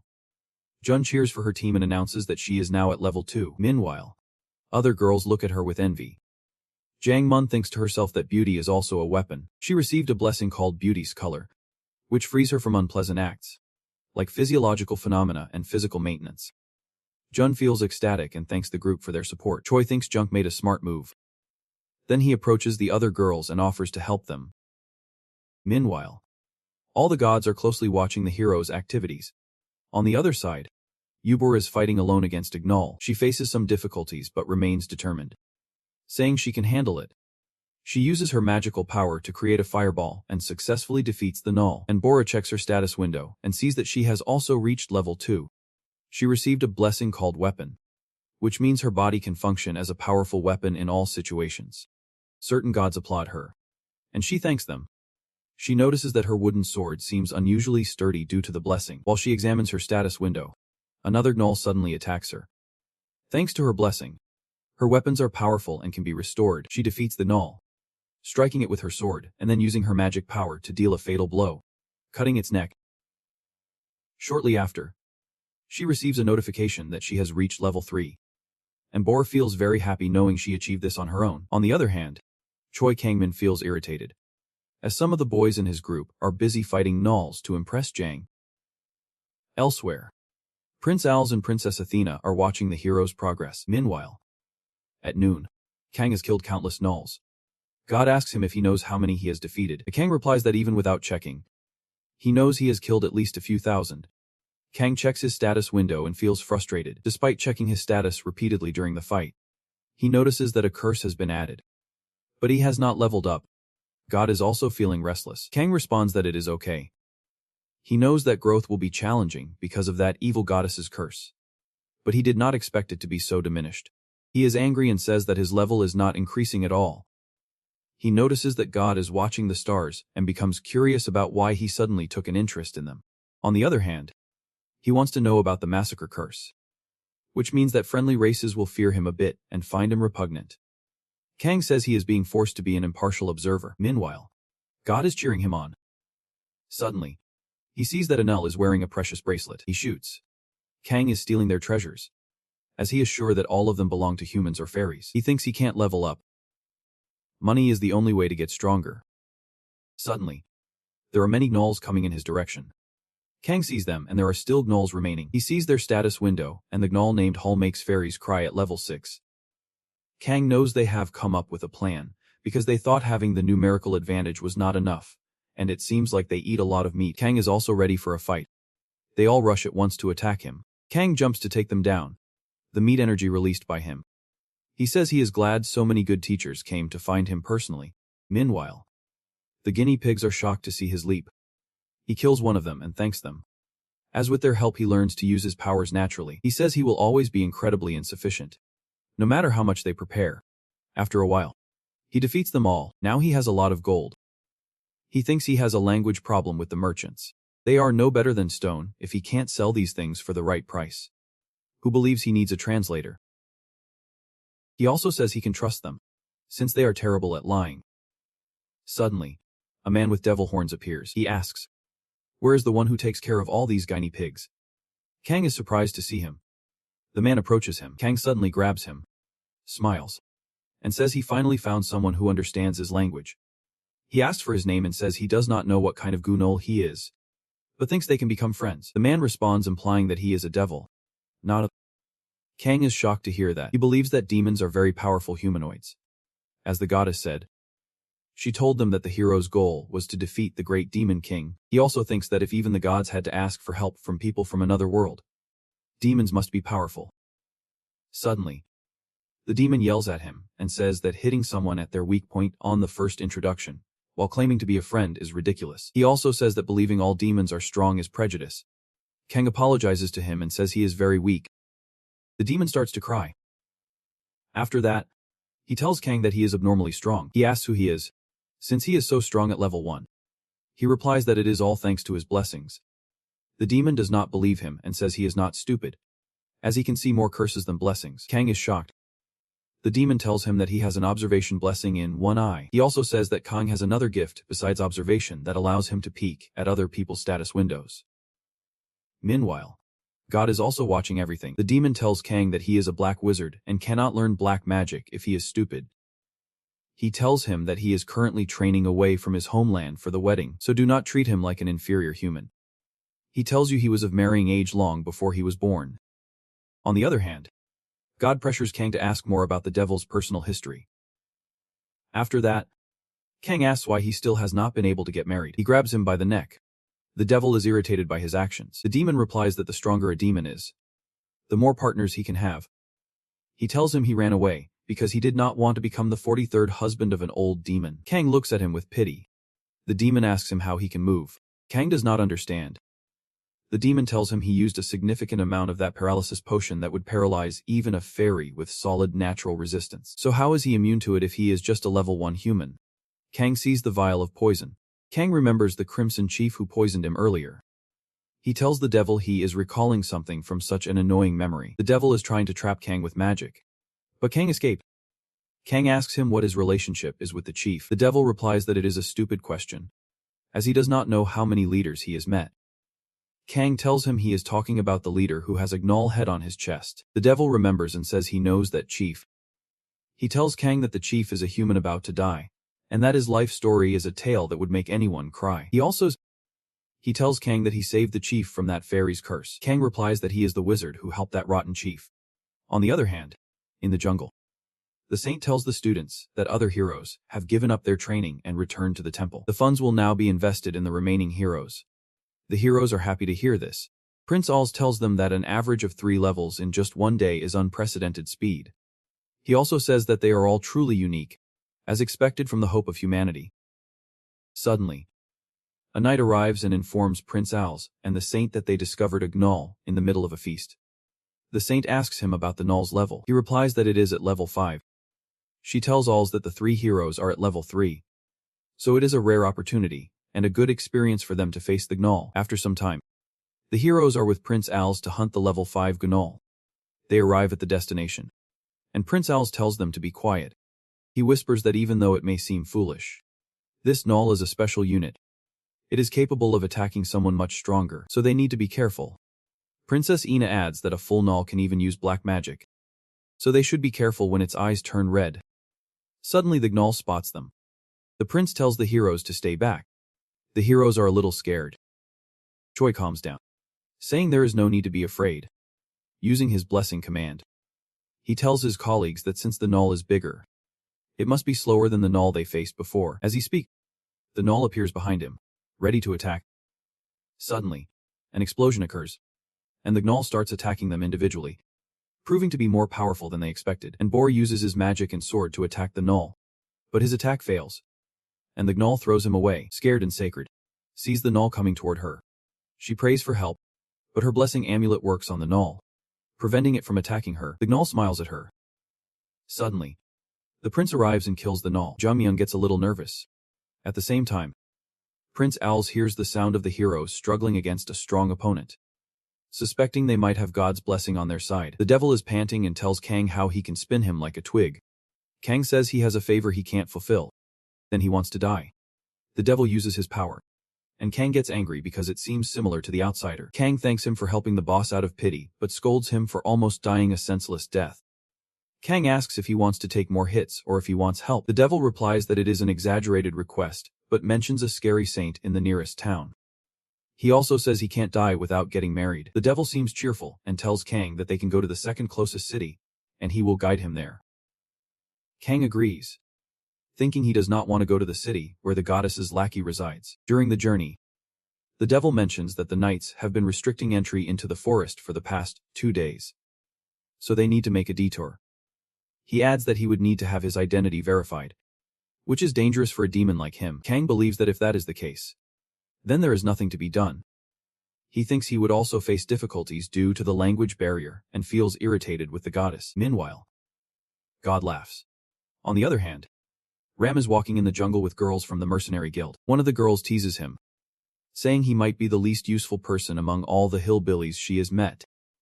She sarcastically asks if he learned about the world from a picture book, since he does not even know about a little house, and thinks to himself that bathrooms are not mentioned in novels or comics. Although he wants to say something, he holds back because for the past 2 days she has paid for the inn, armor, and even his weapon. Suddenly, she realizes he is staring at her intensely and comments on it. Hanyu nervously explains that it is just a misunderstanding and says he likes to walk behind people. He smiles, thinking that a pretty girl like her helping and caring for a stranger must be due to the unique effect of his charm. She, however, is not impressed and calls him an idiot, reminding him of how he attacked a slime earlier. She warns him that beyond this point is orc territory and suggests that he start with simple tasks in the village. She emphasizes that the orcs are much more dangerous than the gnolls and warns him not to leave the forest. Kang assures her that he understands. Meanwhile, the gods watching the events increase. Hanwoo feels convinced, thinking that while others grow slowly like ornamental plants in a greenhouse, he will be active in the field and monopolize the blessings of the gods. The girl thinks he is strange when she sees him smiling to himself. Then, she explains that Null territory is a tough place for a slime-ranked mercenary, which is the lowest level among mercenaries. Suddenly, Ram realizes he has received a new blessing that provides experience bonuses. Although he acknowledges that the blessing comes with risks, he confidently dismisses it, believing that they are no problem for a main character like him. After some time, they arrive at a location. Humble asks her if she is sure this is where the request was made, since there are no gnolls in sight. She admits that he is right and wonders if something happened to the forest. Hanyu jokingly smiles that extraordinary incidents always happen wherever he goes. She does not get his point and calls the situation problematic. While examining the map, she mentions that she thought they could quickly fulfill the request to bring back 5 right ears from gnolls. Hanyu suggests that they go deeper into the forest, but she warns him that it is not an easy task. She suggests that they return to the guild to get more information, but Hanyu confidently tells her to trust him for now. She skeptically asks why he is so confident. Suddenly a gnoll appears and attacks. Hanyu manages to save himself, but is shocked by the encounter. The girl runs towards the gnoll, shouting for Hanyu to get it together. She jumps and attacks the gnoll with her sword, but the gnoll's steel armor is too strong. She realizes it could be a named monster. After asking Hanyu if he is okay, she prepares for another fight. The gnoll stands in front of them, and she tells Han to draw his sword, explaining that named monsters are incredibly powerful. Hanyu, seeing the sun for the first time, admits that it is scarier than he imagined. Before they can act, 2 more gloss appear. She tells Hanyu to listen carefully and says she will distract them so he can escape. Hanyu refuses, joking about leaving his axe behind. She insists that there is no time for jokes. Suddenly, one of the gnolls throws a rock at Han, hitting him hard. Blood drips from his mouth and he faints. When Hanyu regains consciousness, he asks her about the gnolls. She responds that she has taken care of all of them, and is wrapping a cloth around her injured hand. Hanyu is shocked and asks if the injury is because of him. She says it was her mistake, and that he should not blame himself. However, Hanyu feels as much guilt as he does anger, deeply worried about her condition. Hanyu, concerned about the girl's injury, begins looking for ways to heal her through his status window. She tries to calm him down, saying it was her fault and that he should not blame himself. Meanwhile, he receives a notification that a certain god is laughing at him and mockingly asks how he feels now. Frustrated, Hanyu shouts back at the god, telling him not to laugh because it is not funny. Suddenly, he receives a curse from the god for his behavior. The curse is that he cannot spy on things, even without physical barriers. At first, Henu is confused, but when he tries to see through his status window and fails, he realizes the meaning of the curse. This deeply frustrates him and makes him sad. The girl notices him grumbling and asks if he is okay. Henu sees her but realizes he can no longer see through things like before, solidifying the effect of the curse in his mind. She then mentions that the forest looks ominous and suggests going back to the city before more gnolls attack, which could put them in great danger. This time, Henu agrees, thinking about the saint in the city who might be able to fix her arm. He promises her that he will take responsibility and heal her arm because he is the hero of legends. Meanwhile, in another part of the jungle, Kang is walking with the devil, who finally introduces himself as Cogmos. Cogmos explains that he is the 23rd son of the 348th wife of the 14th Demon King. He also shares that while humans place great value on royalty, in demonic society, anyone with power can rule, making nobility and royal status less significant. Kang smiles ironically and teases Cogmos, calling him a lowly demon, which makes Cogmos start to cry. Kang feels bad and comforts him by asking about his nickname. Cogmos reveals that his nickname Moss was given by an old friend who later became the 25th wife of the 7th Demon King. He laments not being able to congratulate her after she had her first child. Kang feels sorry for Cogmos, who is obsessed with marriage, but does not believe his struggles are as bad as his own, being kidnapped to a fantasy world. Meanwhile, a god watching over Kang encourages him to leave the forest, calling it boring. Kang realizes that this god behaves differently when with demons compared to when he is with fairies or humans. As they continue, Cogmos spots footprints and announces that they are approaching the edge of the forest. He warns Kang to stay alert, as beyond the forest lies the realm of night, ruled by sword masters and also bordering the territory of the orcs. Kang seems excited, wondering if there are strong warriors among the orcs. Cogmos warns that the orcs are on a completely different level than the gnolls they faced earlier. On a cliff overlooking the orc territory, Cogmos points to the orcs below. Kangos observes and notes that they look like common orcs. However, an orc suddenly scents the air and detects a human nearby. The orc announces to his comrades that a male human is close. Cogmos blinks, saying that his bright red eyes are attracting attention. Annoyed, Kang explains that he can hide them but forgot. Cogmos scolds him, adding that Kang's wealth stinks, making him a target for the orcs. Kang decides to approach them and jumps off the cliff, landing in front of the orcs. He greets them casually, but the orcs demand that he hand over everything he has, even mocking him by calling him a pig. Kangos corrects them, saying that he is a human, but privately observes that while these orcs are more eloquent than the gnolls, they are not smart enough for a meaningful conversation. Kang realizes that he has no choice but to deal with them. Calm had warned him that the orcs are stronger than the gnolls and are skilled at teamwork, efficiently surrounding their prey. Kang, however, provokes them, asking why they do not just hand over everything they have. Before the orcs can respond, Kang quickly plunges a dagger into the head of one of the orcs. The remaining orcs are shocked, their expressions showing both anger and disbelief. In that moment, Kang confidently thinks about how he can manage this fight thanks to the stranger's blessing. He smiles and declares that he will decide who is related to the pigs. Kang continues to systematically eliminate the orcs, leaving only 2 standing. They prepare for a fight, but Kang taunts Cogmos by saying he thought orcs were stronger than gnolls. Cogmos defensively responds, "They are, but he is the outsider." With a few decisive moves, Kang dispatches the remaining orcs. Then, Kang arrogantly asks if he can take care of them. They were easier than he expected. Turning to Cogmos, he adds, if he is going to join us, he should at least try to help. However, Kang notices something is wrong with Cogmos. Before he can ask, Cogmos trembles and points to the sky, where a giant dragon is flying. To Kang's surprise, Cogmos reveals that a saint is riding the dragon. Cogmos asks Kang to carry him, which irritates Kang. Reluctantly, Kang puts Cogmos on his back and starts walking, grumbling about how he never even carried his parents, and now he is giving a ride to a demon. Meanwhile, God mocks Kang, suggesting that he feed Cogmos to the orcs. Cogmos, hearing this, sarcastically agrees, adding that if anyone finds out a human helped him, his chances of marriage will drop to 0. Kang smiles and threatens to spread the rumor everywhere as soon as they escape the forest. Cogmos, irritated, asks if Kang is just an ordinary human. Kang confidently replies that he is not. He will become a hero. Cogmos is shocked to observe that the curse of a hero is usually given only to demons who lose to heroes and flee. This curse is known as the enemy of the hero, making it nearly impossible to level up. effectively reducing a dem into a living corpse. Kang, surprised by this revelation, asks if it is really possible to gain power in this world with such limitations. Kamas wonders aloud, why does Kang, despite being a mere human, have such immense power? He speculates if the outsider's blessing has additional effects that they still do not understand. As they discuss, Kogmas glances at Kang's status window and discovers the true nature of the outsider title. He explains to Kang that the blessing resets all of his progress back to the beginning. That is why Kang does not need to eat, sleep, or even recover from injuries. They simply disappear as if they never existed. Kogmas declares it a cheating type of blessing, but Kang bitterly disagrees, calling it more of a curse. No matter how much experience Kang gains, his status is always reset, preventing him from getting stronger.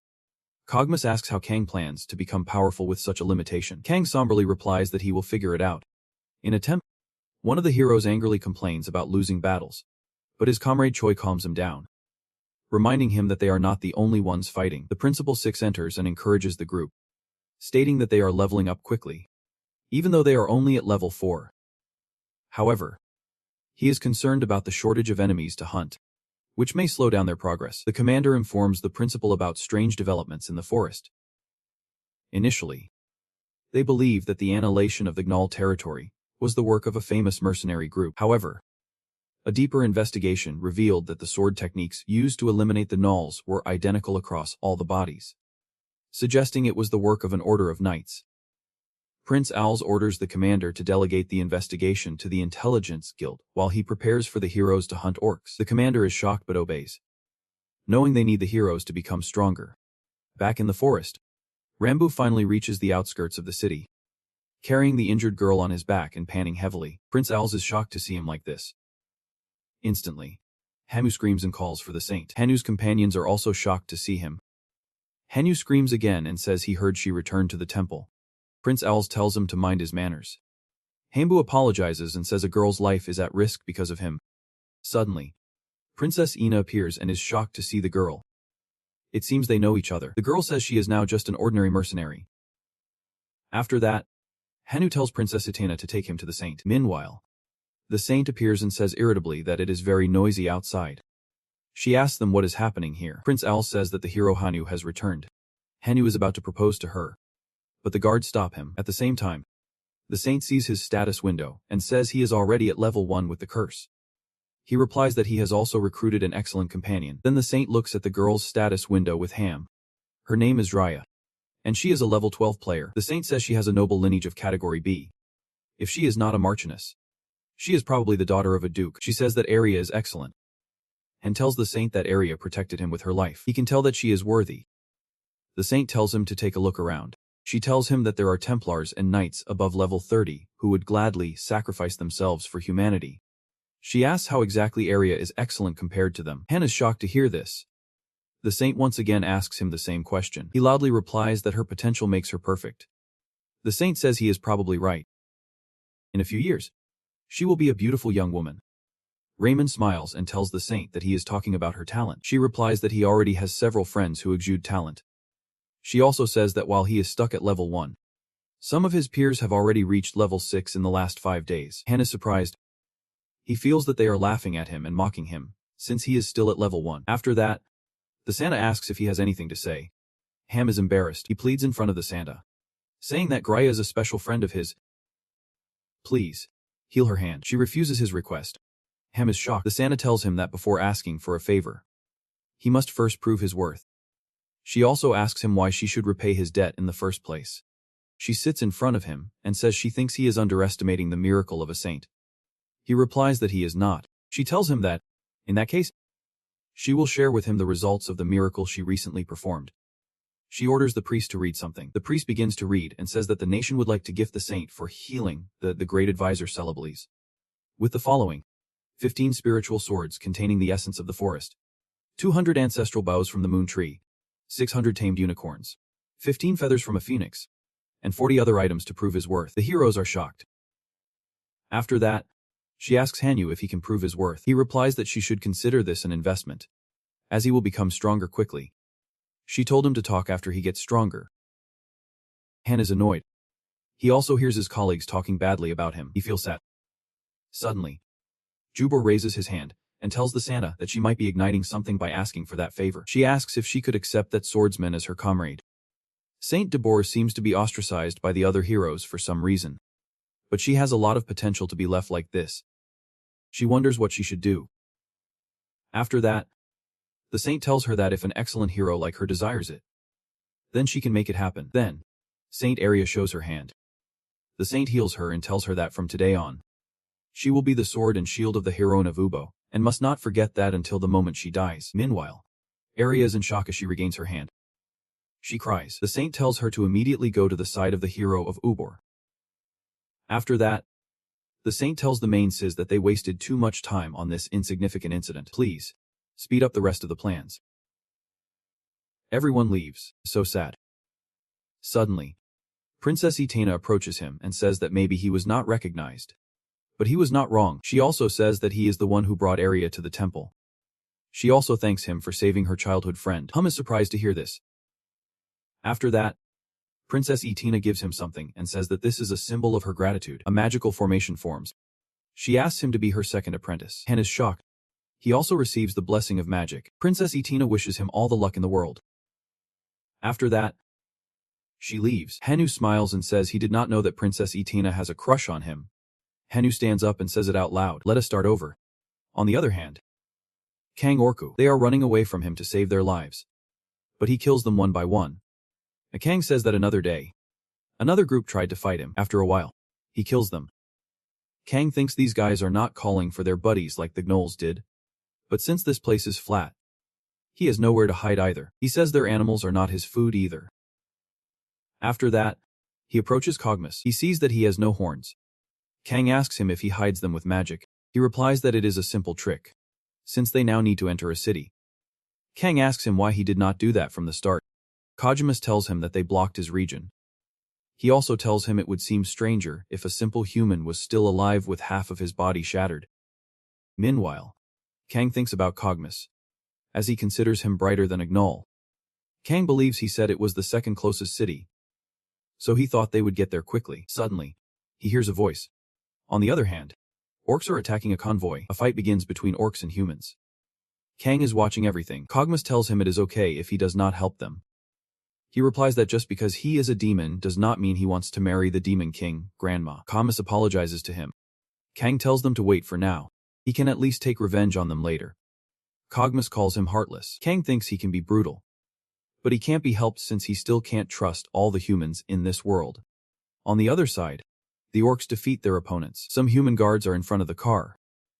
It looks like they are protecting something. One of the orcs tells his companions that there seems to be a woman there. His companion responds that he ignores that and grabs the food, as it is better for them. Suddenly, two women jump out of the cart. They are ready to fight the orcs. The leader of the orcs says that they will let them go, but it seems they want to die. One girl uses her magical power and throws fireballs at the orcs. The other one uses her sword skills and jumps to kill them. She has some water powers. There is an explosion that happens. Kang is shocked to see this and asks Cogmo if it is magic. He replies that it is nothing. Kang tells him that he does not like this. Cogmus asks if he is unhappy because the innocent human survived. He replies that he thinks it is a shame to have lost the chance to take revenge on them. Kang feels that these girls seem to be the elites of the world. He bets on getting along with people who have this kind of power. He thinks this would make his life with these barbaric fantasy people easier. Meanwhile, the girls are fighting the orcs. Suddenly, he shouts that there is a lovely nut here. Cogmus is shocked to hear this. Kang thinks that, thanks to the hero's curse, these humans won't understand the meaning of his shout, but those orcs will understand it perfectly. On the other side, the girls are in shock. More orcs are coming. Meanwhile, Cogmos thinks that Kang used his curse to call the orcs. After that, Kang says it is time to help these ladies. Cogmos tells him that this is different from the original goal. He replies that plans sometimes change. The girls are out of breath, and the orcs are laughing at them. Kang also arrives there. The orcs are surprised to see him. Kang sees that things are fine here, so he should wait a little longer. The leader of the orcs is confused about why he is here. He replies that he is just an apostle of the stranger passing by. The orcs tell Kang that it seems he is not afraid. One of them swings his sword at Kang, but Kang saves himself by jumping. Immediately, all the orcs prepare to kill him. Kang puts his fingers in an orc's nostrils and throws him away. Everyone is shocked to see this. Kang finds this method funny, but also gross. Suddenly, The other orcs attack him all at once. But he always manages to escape. Kang now understands their attacks. The red orc attacks him several times. Meanwhile, Cogmos angrily tells Kang that he let his guard down. And Kang cuts the red orc's hand. The girls are shocked to see this. Kang asks Cogmo what he should watch out for. He replies that it was nothing. Kang also notices that this one turned red, which means he is related to the Nulls. Kang realizes that he should not have killed him, as he could have observed him more. After that, the guards thank Kang for saving their lives. Kang smiles and now he can understand some words. He thinks that this is starting to be worth it. Meanwhile, God is uncomfortable with Kang's strange act. After that, some oxen think he is tired, so they might attack and kill him quickly. Kang throws the red orca's arm. The orc is shocked to see this. Then Kang tells the orcs that they can turn red to raise their hands. An orc asks him how he can speak orc. Kang's eyes turn red, and he replies that they can forget it if they can't. After a while, Cogmo approaches Kang and says everything is fine. Kang responds that he is not asking about himself. Then points his finger at the guards and girls who are looking shocked. Kang realizes he used Null's power. He tells Cogmos to do something about this. Cogmos approaches the guards and introduces himself. He says they can certainly tell by his unique name. But his friend here does not know how to speak the common Western language. One of the girls is shocked to hear about Kang. Cogmos sees the girl's status window and realizes she has the curse of a hero and the blessing of a Class C fairy. He tells Kang it is a fantastic symbol of trust, considering even humans who marry their fairy are at best Class R. Kang responds that the precious first time the fairy took from him works in his favor, like that. He gets angry and says that the whole misunderstanding is that damned goddess's fault. The girl approaches Kang and says something. Cogmos tells Kang she is apologizing for doubting her savior. Kang smiles and thinks he managed to secure an excellent translator and is finally gaining the locals' trust. Meanwhile, God feels uncomfortable. Kang tells him to calm down because he is going to share his secret. At night, Kang by the campfire. God approaches and tells him that being powerless is not a sin. Kang responds that it is all his blessing's fault. He thinks he should be happy since he is no longer upset. Kang thinks that with this blessing seeming like a cheat, there is a pro that also has a big con. It is that all the statuses have returned to normal. He feels sad and says he has not done anything in a while. Suddenly, a lady approaches him and calls his name. Kang Av, thinking her name is Julia. She is a noblewoman who attends a famous fantasy academy. He says it is a bit complicated, since his damn translator is already asleep. Meanwhile, the lady sits far away. He wonders why she says his name and then sits far away. Maybe she wants to tell him to go away. At the same time, the lady is looking at him. Suddenly, she seems to want to say something to him again. She shows him her dagger. Kang thinks she is telling him to show his powers too. Kang shows her his hand with null power. She is shocked to see this. Suddenly, she approaches him and repeats something. She seems worried. Kang does not know what happened to her. He thinks maybe she is angry seeing his dagger since it is small. After that, the girl leaves. Kang says that a woman's heart is hard to understand. Meanwhile, the god Rai says that someone powerless does not need to know. Outside the dorm, the guards stop Hanwoo. But he tells them they can't stop him since he is also a hero. The master wizard replies that he is a failed hero. Han is shocked to hear that. The master tells him that since he left the temple and lost his support, he now has 3 options. The first option is to receive the Independence Fund and give up, in which case he is no longer allowed to declare himself a hero. If he is found breaking that rule, he will be executed. Henu is sad about this. The master tells him that the second option is to return to training, but he can only be supported once he shows a promising score. Hemu thinks about how his classmates will mock him. He is now curious about the third option. The master explains that the third option is to entrust his body to the temple, where they will take care of everything for him, from finding a noble to marry to ensuring his retirement. However, he is not allowed to leave the temple for the rest of his life, and quickly decides to choose the first option. Thinking he can't live his life trapped, the master gives him a contract to sign, and asks if they need a guarantee for this purpose. The master explains that it would be wrong for a hero who leaves the temple to ruin the reputation of the remaining heroes, so it is a safety device. The master then gives Hanyu some independence funds and some identities to replace his hero status. Hanyu is happy after receiving the funds and comments on how this differs from romances. The master is surprised, but Hanyu quickly tells him to ignore it, as he was just talking to himself. Hanyu reflects on how in fantasy romances, characters who abandon kingdoms or temples are seen as hypocrites and bad. Hanyu asks the master if he can use the money however he wants. The master allows it as he leaves the temple. Henyu considers how tempting it is to join a noble girl. However, he decides that his path is different, as he will live like a true hero. Then, he goes to the slave market. Meanwhile, an aide informs the saint that the hero Hanyu has abandoned his mission. The saint worries about the decreasing number of heroes. She thinks this will become a problem if the numbers do not increase, as there are only 2 saints on the fantasy continent. Once the real fight begins, she will have to endure everything alone. The saint asks her aide about the fairy kingdom and hears that the number of gnomes has decreased. The aide explains that a mysterious order of knights is said to have eradicated the gnomes in the forest. The saint is surprised to hear this and comments that she thinks it was a small elite squad that mastered the same fencing. The saint observes that this is not something a knight's order could accomplish. The assistant suggests it might be the work of a demon king. The saint is shocked, and the assistant quickly apologizes for her slip of the tongue. The saint advises caution, saying that hasty judgments can be dangerous, but acknowledges that this crisis rivals an invasion by a demon king. She orders the assistant to investigate whether a demon king is involved. The saint reflects that demon kings are mainly located in the east with some presence in the central region. However, they are not the type that operates in the shadows. She laments the lack of resources to investigate. Suddenly, a master mage arrives and informs her about a communication from the academy. He explains that the academy would like to invite the heroes to celebrate the end of the school term. The saint is shocked to learn that the academy is aware of the summoned heroes. She asks how this information got out. The master mage explains that a student saw the hero hand's status window at the mercenary guild. She sighs, thinking it was a mistake to let him act alone. She believed he would quickly tire and return. She also notes that while it is good for the existence of heroes, the hope of humanity becoming known, they are still very weak. She considers the academy's invitation as an opportunity for the heroes to meet a valuable teacher or colleague. She tells the master mage that they will evaluate the invitation favorably. Suddenly, a knight arrives and reports that they found a bag containing a hero's personal belongings. Santo is shocked to hear this. Elsewhere, Cogmos and Kang are sitting in a cart. Kang observes that the girls they are traveling with are mercenaries. Cogmos confirms this by saying it is obvious. One of the guards says something to Kang. A Cogmos translates, explaining the guard is asking how Kang is so strong, despite being only level 1, and what his training method is. Kang smiles and comments that it is a superficial reason to talk to someone. Cogmos asks if he should translate as Kang. Feeling uncomfortable with their degenerate greed, Kang interrupts him. Cogmos tells Kang that he does not need to hold back, as asking about people's training methods is rude from the start.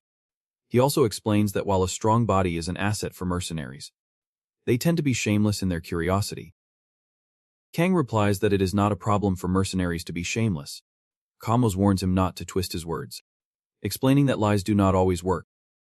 He adds that it is common for mercenaries to fight over a dispute and die. Kang suddenly sees his status window and is shocked.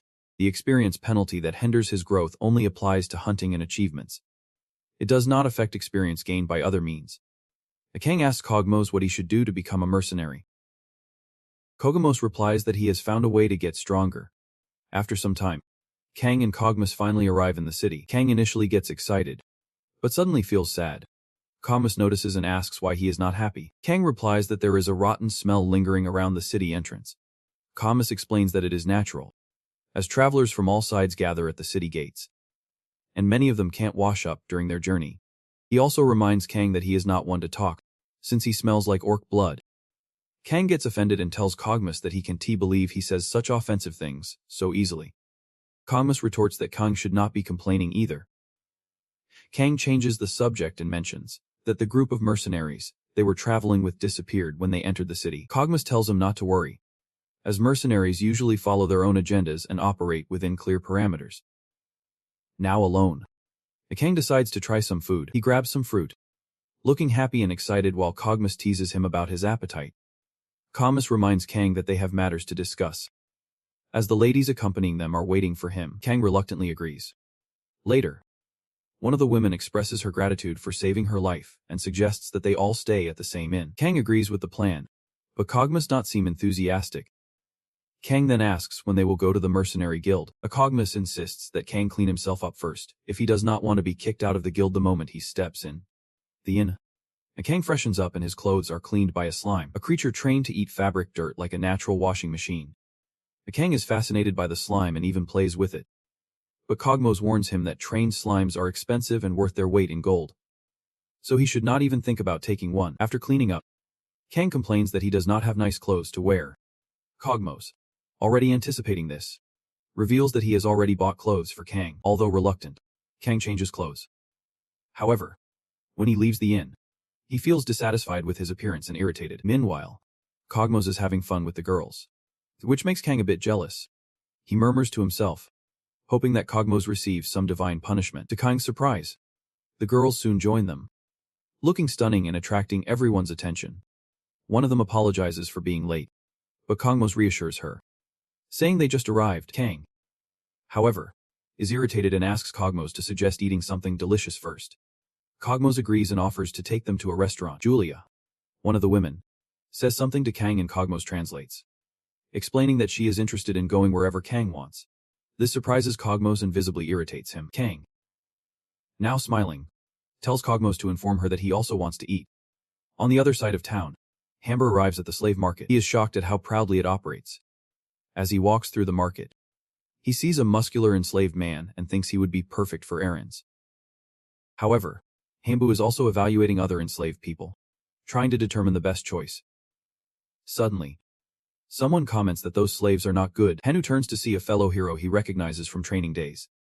He is shocked and curious about why the boy is there with a large, intimidating man. The boy casually explains that he also left the training program and took the independence money, just like Hanu, nervous, asks him to keep this a secret. The laughing boy says there is nothing to worry about. He even suggests that they get along since they are in the same situation now. The boy offers to share useful information with Hanvu and points to a man in the market, explaining that he is responsible for premium slaves that are not displayed publicly. He adds that if the man finds out Hanu is a hero, he will introduce him to better options. Hanu is shocked but listens as the boy explains that technically checking someone's status window is not against the contract. Humblove agrees with his logic. The boy then asks Hanu if he has decided which enslaved person to buy. Hanu refuses to answer, feeling suspicious of the boy's overly friendly behavior, especially since they never interacted much on Earth.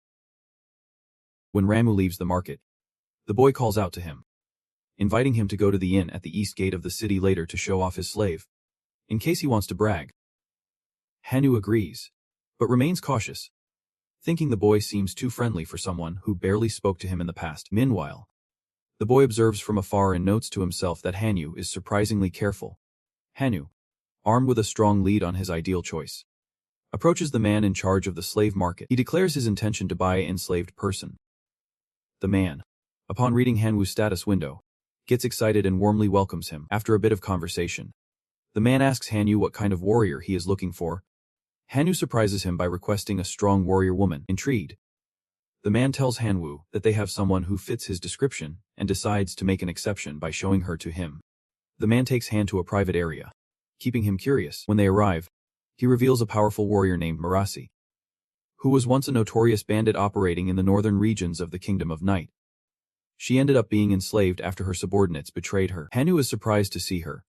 The man explains that Marasi is incredibly strong, capable of wielding a huge two-handed axe with ease. He asks her to show her status window, revealing that she is at level 17 and has several blessings, despite the slave curse. The man explains that the slave curse binds a person to a master, nullifying their free will and ensuring absolute obedience. He assures Han that a proper command can prevent any betrayal. Despite his assurances, Ham remains slightly concerned. The man, noticing his hesitation, laughs and insists that he is offering her at no profit to honor Han Wu as a hero. However, Han clarifies that he is looking for a strong but slender warrior woman, not necessarily someone as intimidating as Marazi. The man agrees to let him choose from the stock and comments that Hanu's blessings will undoubtedly guide him. Hanu takes his time inspecting the candidates and eventually chooses 3 slaves. The man introduces them as Luza, a level 6 redhead with a charm blessing; Sarah, a slender and agile warrior; Kana, a sturdy yet agile fighter. The man finishes the transfer of ownership, destroying their previous contracts, and emphasizes the importance of giving clear orders, as there have been cases of slaves rebelling or escaping. Hanu nods, pays the man, and thinks to himself that with proper care and love, these women will never betray him. He then orders them to follow him, stating that they will buy weapons for the upcoming missions. The women obey him without question, and Hanu smiles, satisfied with his new companions. Meanwhile, Kang struggles at the mercenary guild. He reflects that while eating and visiting the guild went well, he did not expect to need to provide a signature for the registration. Frustrated, he realizes he never learned to write properly. Kamos notices his difficulty and reassures him, saying that many mercenaries face the same problem. He hands Kang a paper with an example of a signature and advises him to copy it. Kang, though irritated, reluctantly tries. After 10 exhausting minutes, Kang finally finishes copying the signature. Proud of his work, he seems excited, but Cogmos bursts out laughing, teasing him about how laborious the process was. Kang, confused by the reaction, watches as the receptionist accepts the document and completes his registration. Suddenly, Kang feels a strange sensation. He is granted a mercenary blessing and receives a D rank in his first evaluation. Cogmo smiles and explains that Kang should thank the two ladies nearby, as they ensured his skills with their own high ranks. Kang feels embarrassed but refuses to thank them directly. A Cogmo scolds him and jokes that he will buy a children's book for him to practice writing. Soon, the ladies approach Kang, and one of them hands him a scroll. Curious, Kang reads it. Cogmo translates, revealing that it is Kang's first mission: subjugation of orcs. The task is simple: reduce the orc population and prevent their breeding. The reward is based on the number of orc noses he brings back. Kang, delighted, calls it a great job and immediately starts planning. He mischievously considers using the pretty ladies as bait for the orcs. Unknown to him, the women are watching him closely, possibly suspicious of his thoughts. Cogmo interrupts Kang's plans and asks if another massacre is on his mind. Kang denies it, smiling, and declares, this time it won't be a massacre. It will be destruction. Kang and his group find themselves in the midst of an intense battle against the orcs. Julia is fighting fiercely, but is caught off guard when an orc grabs her by the face and throws her to the ground with tremendous force. Wounded, but resilient, Julia tries to recover. Her companion quickly intervenes, telling her to duck while launching a fireball at the attacking orc. The flames engulf the creature, saving Julia. Grateful, Julia thanks her, but the girl advises her not to push too hard, reminding her that tougher battles are yet to come. Julia, dismissing the concern, assures her that she can handle it. Suddenly, to her shock, the wounded orc gets back up, ready to attack just as the situation seems hopeless. Another orc attacks the first from behind and both fall lifeless. Meanwhile, Luza, the daughter of a count, watches Kang from afar, having known kings, merchants, and knights, and even fairies in her privileged life. She reflects that none of them are as unique as Kang, who is tirelessly killing the orcs. Kang, wielding his null power dagger, cuts through the orcs with ease, despite the limitations of the hero's curse that could lead to suspicion of him being a demon. However, the blessing of his fair, considered the ultimate certification of a person's true identity, silences any doubts. The remaining orcs, terrified of Kang, try to flee, but he relentlessly pursues them, driven by a singular determination to exterminate them. Worried, shouts for Kang to stop and rest. Surprised, Kang stops and notices the seated light. Seemingly exhausted, she reflects on Kang's efforts, admiring how he almost eradicated all the orcs in the area without even breaking a sweat. Julia soon joins her, asking if she is okay. Noticing Leah's fatigue, Julia teases her for asking for a break first.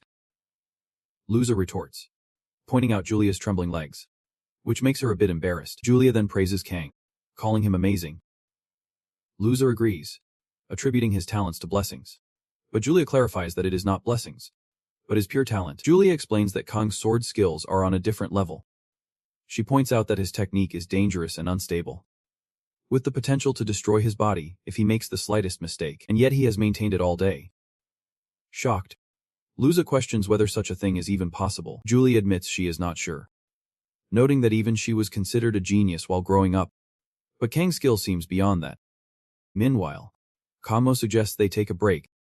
He hands Kang a step-by-step illustrated book to help him learn the common language. Kang starts to read, drawing the girls' attention as they watch him in silence. Meanwhile, Julian announces that he has reached level 15, making Luza feel a bit jealous as the gap between them grows. She reflects on the system that makes leveling up and ranking higher easier the stronger someone is, while a drop in rank results in losing all associated benefits. Julia then declares her goal of reaching level B. Shocking Leia, she warns Julia not to overexert herself, but Julia ignores her, saying they will be fine with Kang around. Julia adds that, Although Kang seems very focused on hunting, he is also deeply concerned about ensuring their safety. Lusa jokingly comments that Julia, who claimed to have no interest in men, seems quite interested in Kang. Julia defensively denies it, explaining that observing another person's movements is essential for mastering fencing. After finishing her reading, Kang suddenly tells the group it is time to move, surprised by his quick adaptability. The girls follow him. Lusa silently observes Kang, marveling at the fact that he is both a simpleton and a puzzle, a wizard and a scholar with a wild and untamed nature. She concludes that, although he piques her curiosity, she might need to teach him how to properly talk to women first. Meanwhile, in a distant temple, a group of knights and a master wizard present a mysterious bag to the saint. In the temple, the saint watches closely as the bag is opened, revealing its mysterious content. She examines the objects carefully and comments that they are not of this world. The master wizard confirms her suspicion, pointing out the exceptional stability and unusual imprint on the items. Intrigued, she asks where the bag was found. The master wizard explains that it was discovered in the Null Forest, where the heroes once trained. He also mentions the knight who caught his attention. The saint directly asks the knight how many people know about the existence of the bag. The knight assures her that only he and the commander of the knights are aware of it, and the commander ordered him to report directly to her. Satisfied, the saint acknowledges his diligence and praises his efforts, promising to ensure that he serves the temple for life. Euphoric, the knight bows in gratitude, but her tone becomes severe as she commands him to forget everything about the bag, warning him that failure will result in his death. The knight solemnly agrees and departs with the priest.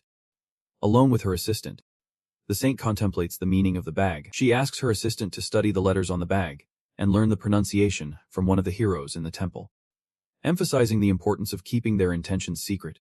The assistant promises to follow her orders. The saint ponders the situation, suspecting that the existence of the bag may be a mistake by the gods. She hesitates, questioning whether concealing its discovery is the right course of action. Before she can reflect further, her assistant interrupts, reporting a serious incident in the forest hunter's village.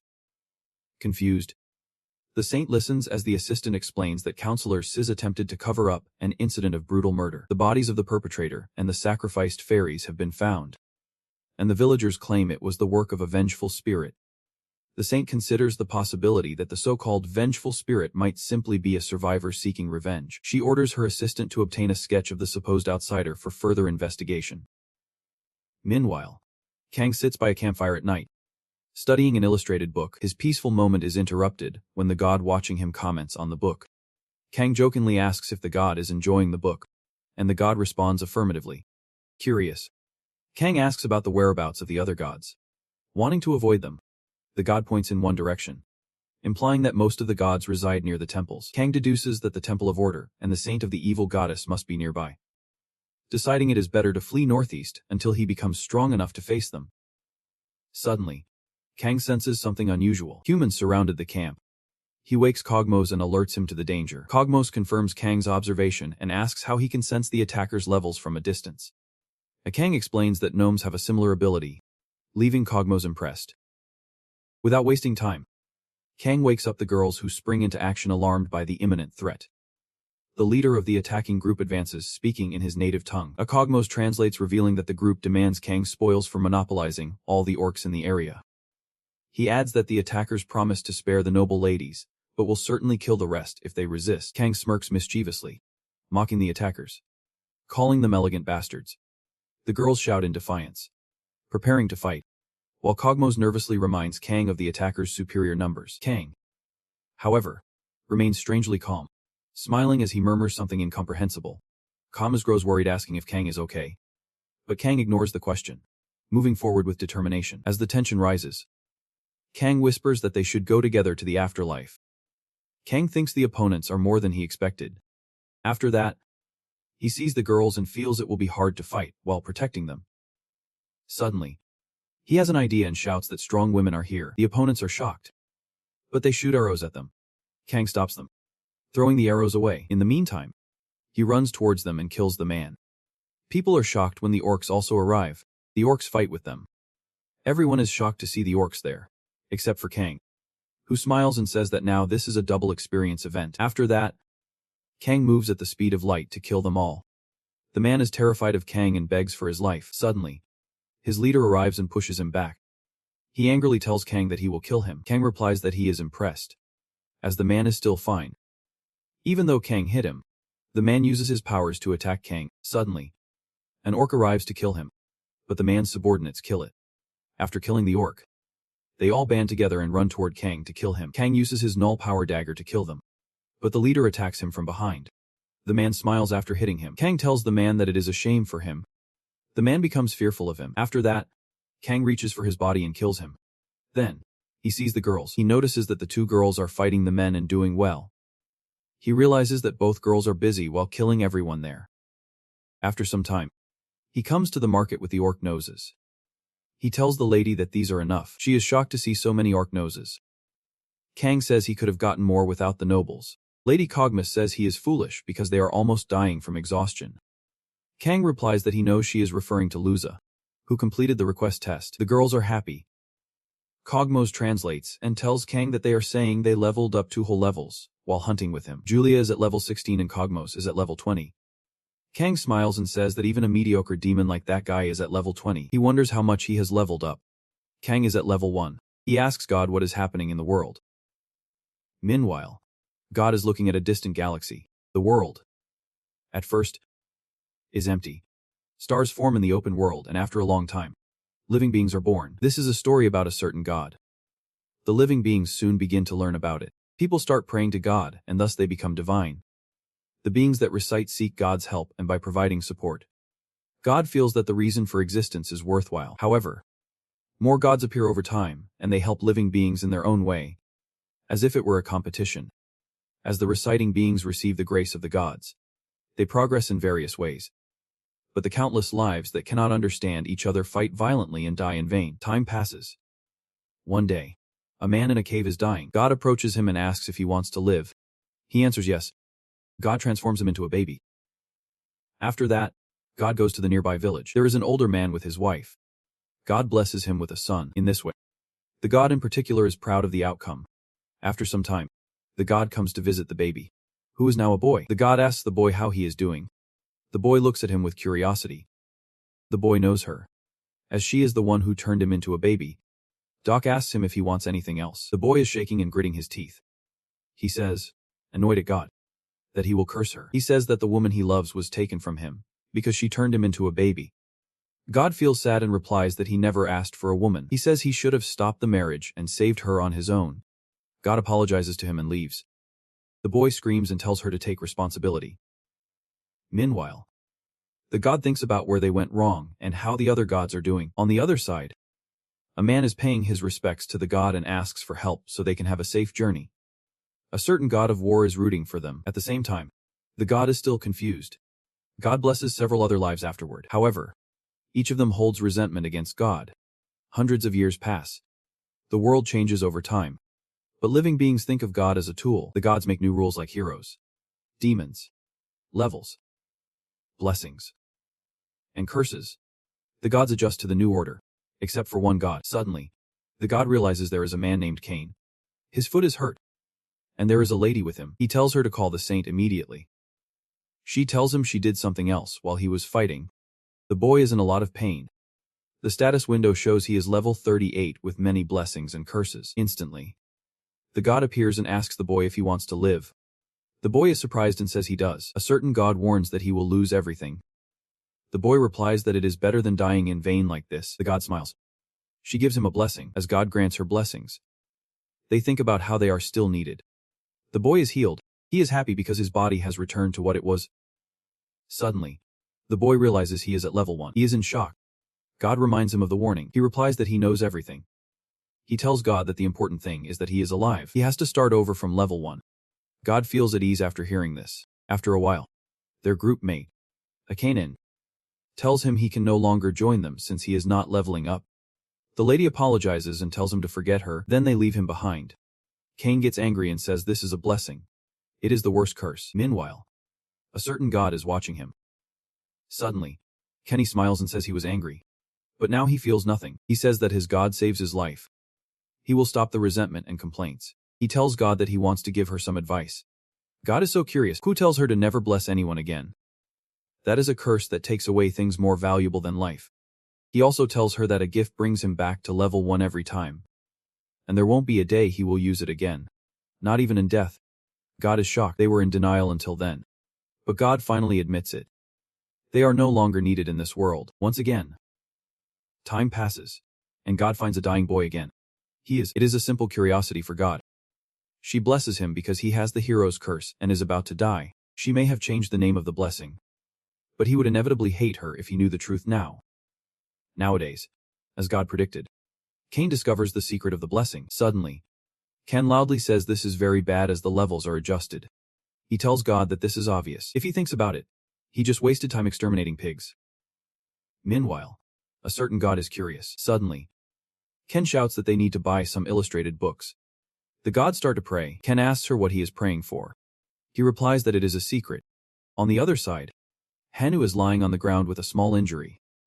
He sees that the opponents attacked his girls before that. He and his team were fighting against the gnolls.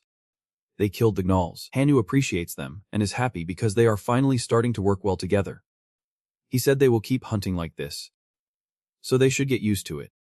Hanu thinks the gnolls are at level 4, while he and Kana are at levels 5 and 6. So hunting gnolls should be easy now. He thinks he might have spent almost all his money buying them. But now he can save his money. Suddenly he realizes that the gnoll is still alive. Instantly, Han uses magic and burns the gnoll. Han looks happy and thinks the magic blessing he received from Princess Athena already has that firepower that a unique main character should have. Suddenly, Pakanen arrives with his guard. He tells Han that he is perfect at fighting and would help him if it gets dangerous. Hanu replies that if he is going to hunt, he should do it over there since he got here first. Park Hung smiles and replies that he does not want to. Hanu thinks as expected that this guy is trash. In their original world, Park Han-young always walked in groups intimidating people. He also mocked him and called him stupid. Hum thinks that here in this fantasy world he is the hero and the main character. So no one can stop him now. After that, Hangwoo tells him to come to him if he can. Park replies that he is ready for that. They are all ready for the fight. The slave from the park runs towards them. The girls are scared when they see him. He looks terrifying. Hanu tells them to defend themselves while he prepares his magic fireball. Suddenly, the enslaved person punches him one by one. Hanu is shocked to see this. P tells Reishi that it seems like he now understands what is happening. Hum gets angry at him. He asks if he is using tricks. P replies that it seems he'd not see that his slave's level was simply much higher. P smirks and tells him that he already said to face him if he can. The girls are afraid of him. After that, he tells Hanu to declare that he will hand over his slaves to him. Hanu is shocked to hear this. On the other side, in the city library, Cain is looking at picture books. He is looking at a book about weapons and tells God that, at least he would look for a powerful weapon, since he can't level up. Cogmus tells him that he has been reading too many fairy tale books, and that weapons like that have already been confiscated. He also tells him that it seems he forgets that even noble humans said, there was no such thing before they left. So he might have a chance with a treasure island at sea. Kang tells them that if it is such a dangerous relic, the excavations have been halted. He smiles and says it is tempting. Kogmo smiles and says that the knights of the nation guard the entrances to these relics. Kang asks him how strong the knights are. He replies that he can assure him they are stronger than he is. Kang feels sad and leaves because he wants some fresh air. After a while, he thinks it is impossible at level 1. He thinks about the knights and remembers that he used to think they were just empty metal cans with nothing but glory and bluffs. He feels sad and thinks there seems to be no way out. One particular god encourages him.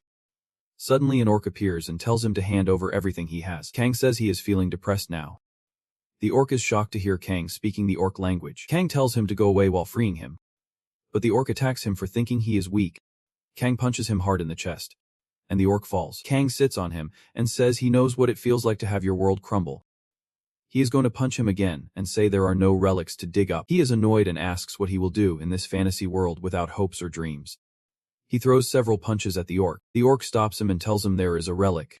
Kang is surprised to hear this. The orc says there is a relic. So Kang stops hitting him. Kang says he is not lying while his mind thinks about escaping. The orc says he is not lying, as there is a huge orc relic. Then Kang calls him a friend and asks if he can talk more about this relic. On the other side, the orc is crying because there are different dialects in each region. The Western fantasy continent uses unique adjectives like a dragon-level knight or a skinny, cowardly monster to express things. Kang then thinks, what does the no in the middle mean? It means they were good enough. After a while, Kang goes somewhere and wants to ask him something, calling him friend again. Oh prevents him from calling him friend. Kang tells him he should know how lucky he is. He says he can't find a human friend who can communicate so well with him. Oak replies that he is not stupid because he knows friends do not use violence against each other. Kang smiles. Oak tells him he can lead the way but won't be able to enter. Kang agrees with him. Oak tells him he does not know it has been like this since he was born. After that, he tells him they are here because the relic is in front of them. Kang is surprised and happy to see this. Suddenly he sees nothing there. When he looks closely and realizes there is a relief, he feels satisfied to be getting out of here. He thinks Kang is no longer with him. Meanwhile, Kang is surprised and says he has never seen such a big city before. Oak is shocked to see him there. He asks him how he can be here. Kang replies that he is the one who brought him here. The orc says this is an orc sanctuary. Only those below level 9 can enter. Kang smiles and says it is no problem, since he is at level 1. Suddenly, the other orcs throw spears at Kang, but he saves himself. There are so many orcs, and one of them tells Kang that he blames himself for entering the orc sanctuary. He tells Kang that stepping here means he is at level 9 at most. The orc tells his companions to be careful of Kang, as he is very powerful. At the same time, Kang tells them to feel free to try to stop him. He runs toward the orcs, his eyes shining. They are shocked to see Kang flying. On the other side, God is praying for the lives of countless pigs. Kang hides from 2 orcs, and they can find him because of the smell of his people's blood. On the other hand, Kang tells God that this won't end anytime soon. There are so many dead orcs. Kang says that from now on, he will hunt them forever. He feels like he is walking in circles trying to find a way out. Suddenly, the other orcs find him and want to capture him so they can eat him. They chase him for a while. Everyone gets tired, but Kang is still full of energy and says it is time to end this. After a while, he kills them all and sits on their bodies. There are some slimes too. Kang is happy to buy some slimes to gather the orc bodies for him. Kang is waiting to see if there has been any change. He looks at his status window and discovers that his massacre is now ranked C. But he receives a new curse. Massacre. This curse means that the orcs he killed will haunt him in his dreams. He is a bit worried, but then relaxes when he realizes he is not sleeping. Kang says that his curse has become more powerful, and another curse has been added. He tells God that this is too much for him. After that, he tells God that the price of saving people is a curse. He thinks this is unfair. A certain god responds that he should see it from the orcs' side. Kang thinks he has gathered all the people captured by the orcs. Whenever he saw them, they were telling him something. Kang went down and thought he should bring mushrooms with him. After that, Kang finds an orc who was pretending to be dead. He tells the one who knows that he is alive, "Come over here." He asks how to get out of this place, because no matter how much he walks, he ends up in the same spot. Oak says that the city has different entrances and exits, and the center of the city is the only way out. Kang is curious about this and thinks he should go to the center, not the outskirts. After a while, he approaches the point and thinks this is the exit the orc was discussing. He sees the place and says it does not seem to be anything special. He believes he should use a bit of magic to open a portal since it is a fantasy world. Suddenly, a light comes from the point. An orc tells Kang that he is the human who destroyed their base and asks him to answer his question. Kang thinks that the orc's entrance is quite elegant, and he knows that this orc is stronger than him. Kang tells him that he asked to move the orcs, but they did not do it. The leader of the orcs tells him that for this one reason, he massacred 300,000 orcs. He tells Kang that he is the guardian of the city and the orcs. He tells Kang that he won't let any human who knows the secret of the city escape. Kang puts his backpack on the ground and says it is better for him while he finds a guardian. Kang is ready to fight him. He says that being a guardian means there is a treasure to protect. Kang jumps and uses his null power to attack him. Kang thinks he will give it his all in one single strike. The guardian of the orcs is also ready for the fight. He throws his spear at Kang and their energies collide. Kang discovers that this orc is on another level compared to the other orcs. The guardian cuts Kang's hand and wounds one of his eyes. Kang falls. The guardian is impressed with him and says that he instantly dodged a fatal blow. He also tells him that he won't stop there, and that now he will make Kang pay for the 300,000 orc lives. He tells Kang that he does not think he will have an easy death. On the other hand, Kang uses his powers to recover. He smiles and tells the guardian that he is an excellent judge. The guardian tells Kang that he knows he has something he is relying on and asks if he is immortal. Kang responds that it is like something, hinting that he has a power that keeps him standing. The guardian ignores this, claiming that it does not matter because this place is the only way out. He tells Kang that whether it takes a century or a millennium, He will keep him in the city until he dies of old age. Kang thinks to himself that it seems like there is nothing to do, and he starts to contemplate his next move. On the other side, Yuri is sitting in his room when Arya walks in and mentions that she is at level 7 and is fantastic, and Bor responds that it is all thanks to his blessing. And although he has not received the hero as blessing through his efforts, he has been blessed with nobility since birth. She then looks at her status window a bit surprised. Arya tells her that this proves she is the Duke's daughter, a high-ranking noble, and Bor thinks that is fantastic. But he also sees it as a blessing that gives her an easy pass in life. Arya then tells Ba that despite her seemingly insignificant blessing, she was once severely reprimanded by her mother for thinking she did not deserve it. Arya challenges her to repeat that to the countless people who sacrificed everything to acquire such blessings. And Bor reflects that blessings come with responsibilities, and thanks Arya for giving him such a good lesson. Then Arya asks Yubora if she thinks the hero Hanu will be okay. Yubora asks if Arya likes him, and she replies that she is not sure. At that moment, someone knocks on the door announcing that the saint is coming to meet Bor. Arya is shocked to hear this, and the saint enters apologizing for visiting at this hour. Santa greets Yubor and mentions that she came to talk. She asks Arya to bring some tea, and after a while, they start to chat. Santa asks Yubor if she has any issues living in a fantasy world.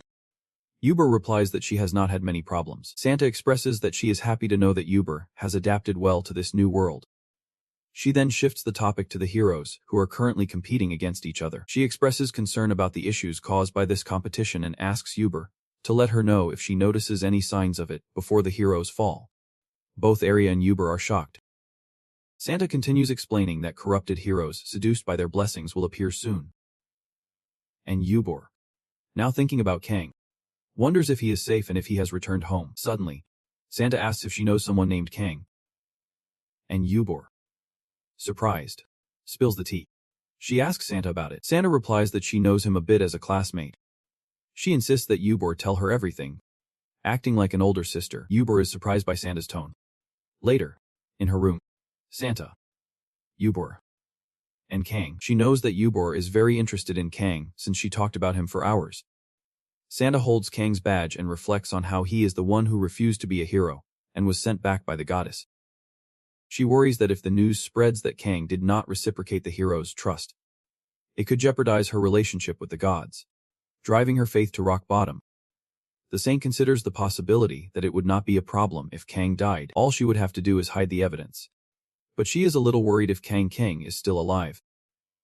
Meanwhile, a certain arrogant god of benevolence is watching her, the saint. Realizing this, is shocked and starts to panic. The god of heroes knows their locations because he gave the blessings, and the saint realizes that if she can't find Kang, her plan could be compromised. The saint believes she must act quickly to find him and erase all evidence of his existence. Her most urgent task is to launch a search without anyone knowing. Meanwhile, the god watches the saint, spying on her plan, and leaves silently. Kang continues his intense battle with the guardian orc, determined to fight until his last breath. The guardian asks how long he plans to endure this futile fight, to which Kang responds that he will keep fighting until he dies. Always trying to defeat him, the battle resumes. But Kang continues to fail to overcome the guardian's strength as Orc's spear strikes him repeatedly. In the middle of the battle, a boy named Bruce arrives, announcing that he is at level 9. Bruce was the temporary leader of a group of natives who had been rescued from the orc Hedia. However, Kang says to Bruce, just as the situation starts to get tense, a girl enters the scene, causing Bruce to flee in fear. Kang tells the girl that she can do whatever she wants while he stays focused on his plans to take down the orc guardian. The next morning, Kang, still lost in thought, believes he has come up with a good plan to defeat the guardian. However, he notices the girl sleeping nearby, which intrigues him. The god warns Kang to take care of his own life, but Kang remains determined. Thinking that the priority is still to defeat the guardian of the ruins, he begins to meditate, preparing for the next battle. He believes that using his null powers will be the key to overcoming the guardian. Kang continues practicing tirelessly, showing his progress to the god. He asks if his movements are similar to the orc guardian's fencing, and the god confirms that they are. Kang feels confident after practicing day and night, and as a result, his status window is updated. His blessing level increases, and he feels a sense of accomplishment. However, his joy is short-lived when he realizes that his curse level has also increased. The rise in the hero's curse means that the goddess has taken note of him, and this worries Kang. Despite the curse, He stays focused and decides it is time to act against the Orc Guardian. Once again, Kang approaches the ruins where the Guardian resides, and the Orc Guardian, seeing Kang return, expresses his surprise. He asks if Kang is ready to die again, but Kang replies that this time he is not running away. The Guardian seems skeptical, but Kang tells him that he does not care if the Guardian believes him. He offers to show Kang the ruins, but Kang quickly realizes that the Guardian has set a trap. He sarcastically comments that it is shameful for such a great warrior to rely on traps in combat. As Kang observes, he notices that the Guardian cannot escape the ruins. He formulates a plan to use this to his advantage. With a bit of strategy, Kang intends to come out on top. He moves through the ruins, but when he arrives, he finds nothing. The Guardian reveals that this place was once a training ground for creating heroes, but not for orcs, as their race was not chosen by any god. He tells Kang that humans have become arrogant and careless, which allowed them to take control of this place. The Guardian further explains that the ruins are filled with blessings, but were also designed to prevent powerful beings from entering. However, the Guardian believes that as long as he is alive, it will be impossible to rebuild his city. That is why he intends to kill Kang. Kang smiles as he hears the Guardian's words, signaling that he is ready for the next battle. Kang tells the Guardian that he wants to ask him a question before they fight. He asks the Guardian if there is treasure in the ruins. The Guardian replies that weapons are scattered for heroes who have just graduated from the training ground. Kang is shocked and thinks about what that goddess would do with beginner-level weapons. He believes he is doomed. Suddenly, the Guardian jumps and tells Kang that the conversation ends here. He tells you that the resentment of 300,000 comrades will be paid here. Kang quickly grabs his dagger and fights the Guardian. He hits him several times with his dagger. The Guardian is shocked and thinks that Kang has improved a lot in just one day. Suddenly, the Guardian notices Kang moving toward the exit. He runs to chase him and angrily tells Kang that he will never let him escape the ruins. He tries to hit him with his spear but misses. Kang saves himself and tells the Guardian that he has been thinking about how to get out of the ruins since yesterday. Meanwhile, a portal appears. The Guardian is shocked to see it, and Kang also observes the portal, realizing that this is the exit. Kang is happy and says that organizing this peacefully without fighting was a good plan. He admits that he did not think he would actually disappear. He says he can't level up anyway and does not need to work hard. For him, it is enough as long as he can grab the treasure. The god tells him about the treasure's direction. Kang sees it and thinks there is a place like this behind all the destroyed buildings. He believes there would really be treasure there. After a while, he finds the treasure and is happy. He holds a sword from the treasure. The god tells him that it is the sacred sword of a beginner hero. The sacred sword has a simple appearance, with no decorations. But it is a powerful weapon, full of divine energy, that shines brightly. Kang knows this is a weapon for beginners, but he is curious why it was left like this. Kang starts to swing the sword. God tells him that the sacred sword can only be held by heroes. Suddenly, Kang feels the sword getting heavy. God tells him that he can have it as a hero. Kang responds that this means the sword hates cursed heroes. He breaks the sword with his dagger. Kang says he can't use it, so it is fair that other heroes can't either. God admires him for his fairness. Kang then destroys all the swords there. He picks up the last sword and is about to break it when he suddenly feels that this sword is lighter than the others. He realizes that this sword does not affect the curse. Kang says that in that case, he will destroy the rest. He destroys everything in the treasure except the last sword. After that, he sees his status window, where the cursed sacred sword is added. Kang gets annoyed receiving the curse of the sacred sword. On the other side, Jang Moyan sees Choi in the temple. Choi sees his status window and finds a new blessing. He has so many blessings without any curse. He thinks that if this is the reward, he will have to endure it even if he is tired. He realizes that this is what they mean by God's interest. Since he receives the blessing in just a few days, Choi thinks the upcoming tournament will be an easy win for him at this growth rate. He believes he is going to prove this to everyone by winning the prize of the sacred sword. On the other hand, a hero and a demon king, a prince and a princess, and knights, wicked women, and even tyrants show up as regulars in romantic fantasies. So anyone is fine. Jae Myung is thinking about all this. Suddenly, she screams and asks why she has to fight. The boy tries to calm her down. She feels disappointed because she dreamed of being protected by a handsome knight, but instead, she has Shielda, who is shy and foolish, and rated overall as 4th. Shield B, who is selfish and cunning, and rated overall as 5th. And Shield, who is a fanatic about concepts he hears well, and is rated as 7th. She sighs and thinks that she only has these 3 shields. Suddenly, she apologizes to them for being harsh. The boy asks why she called them. She replies that there is an important issue, and she called them because of that. She tells them that there is secret information. Soon they will choose a hero to send to the academy. The boy gets annoyed. She tells them that she will enter the academy, and that her true fantasy life starts there. Suddenly, a boy who is Shield C bows in front of her and asks if all those who wish to enter are allowed. Jaemun replies that priority is given to heroes with high overall scores, and that only 4 people will be selected in total. The boy tells her that there will be bloodshed within the faction, but assures her that she has nothing to worry about. After that, another boy asks her why she is sharing this information with them. Jang replies that she wants them to enter together.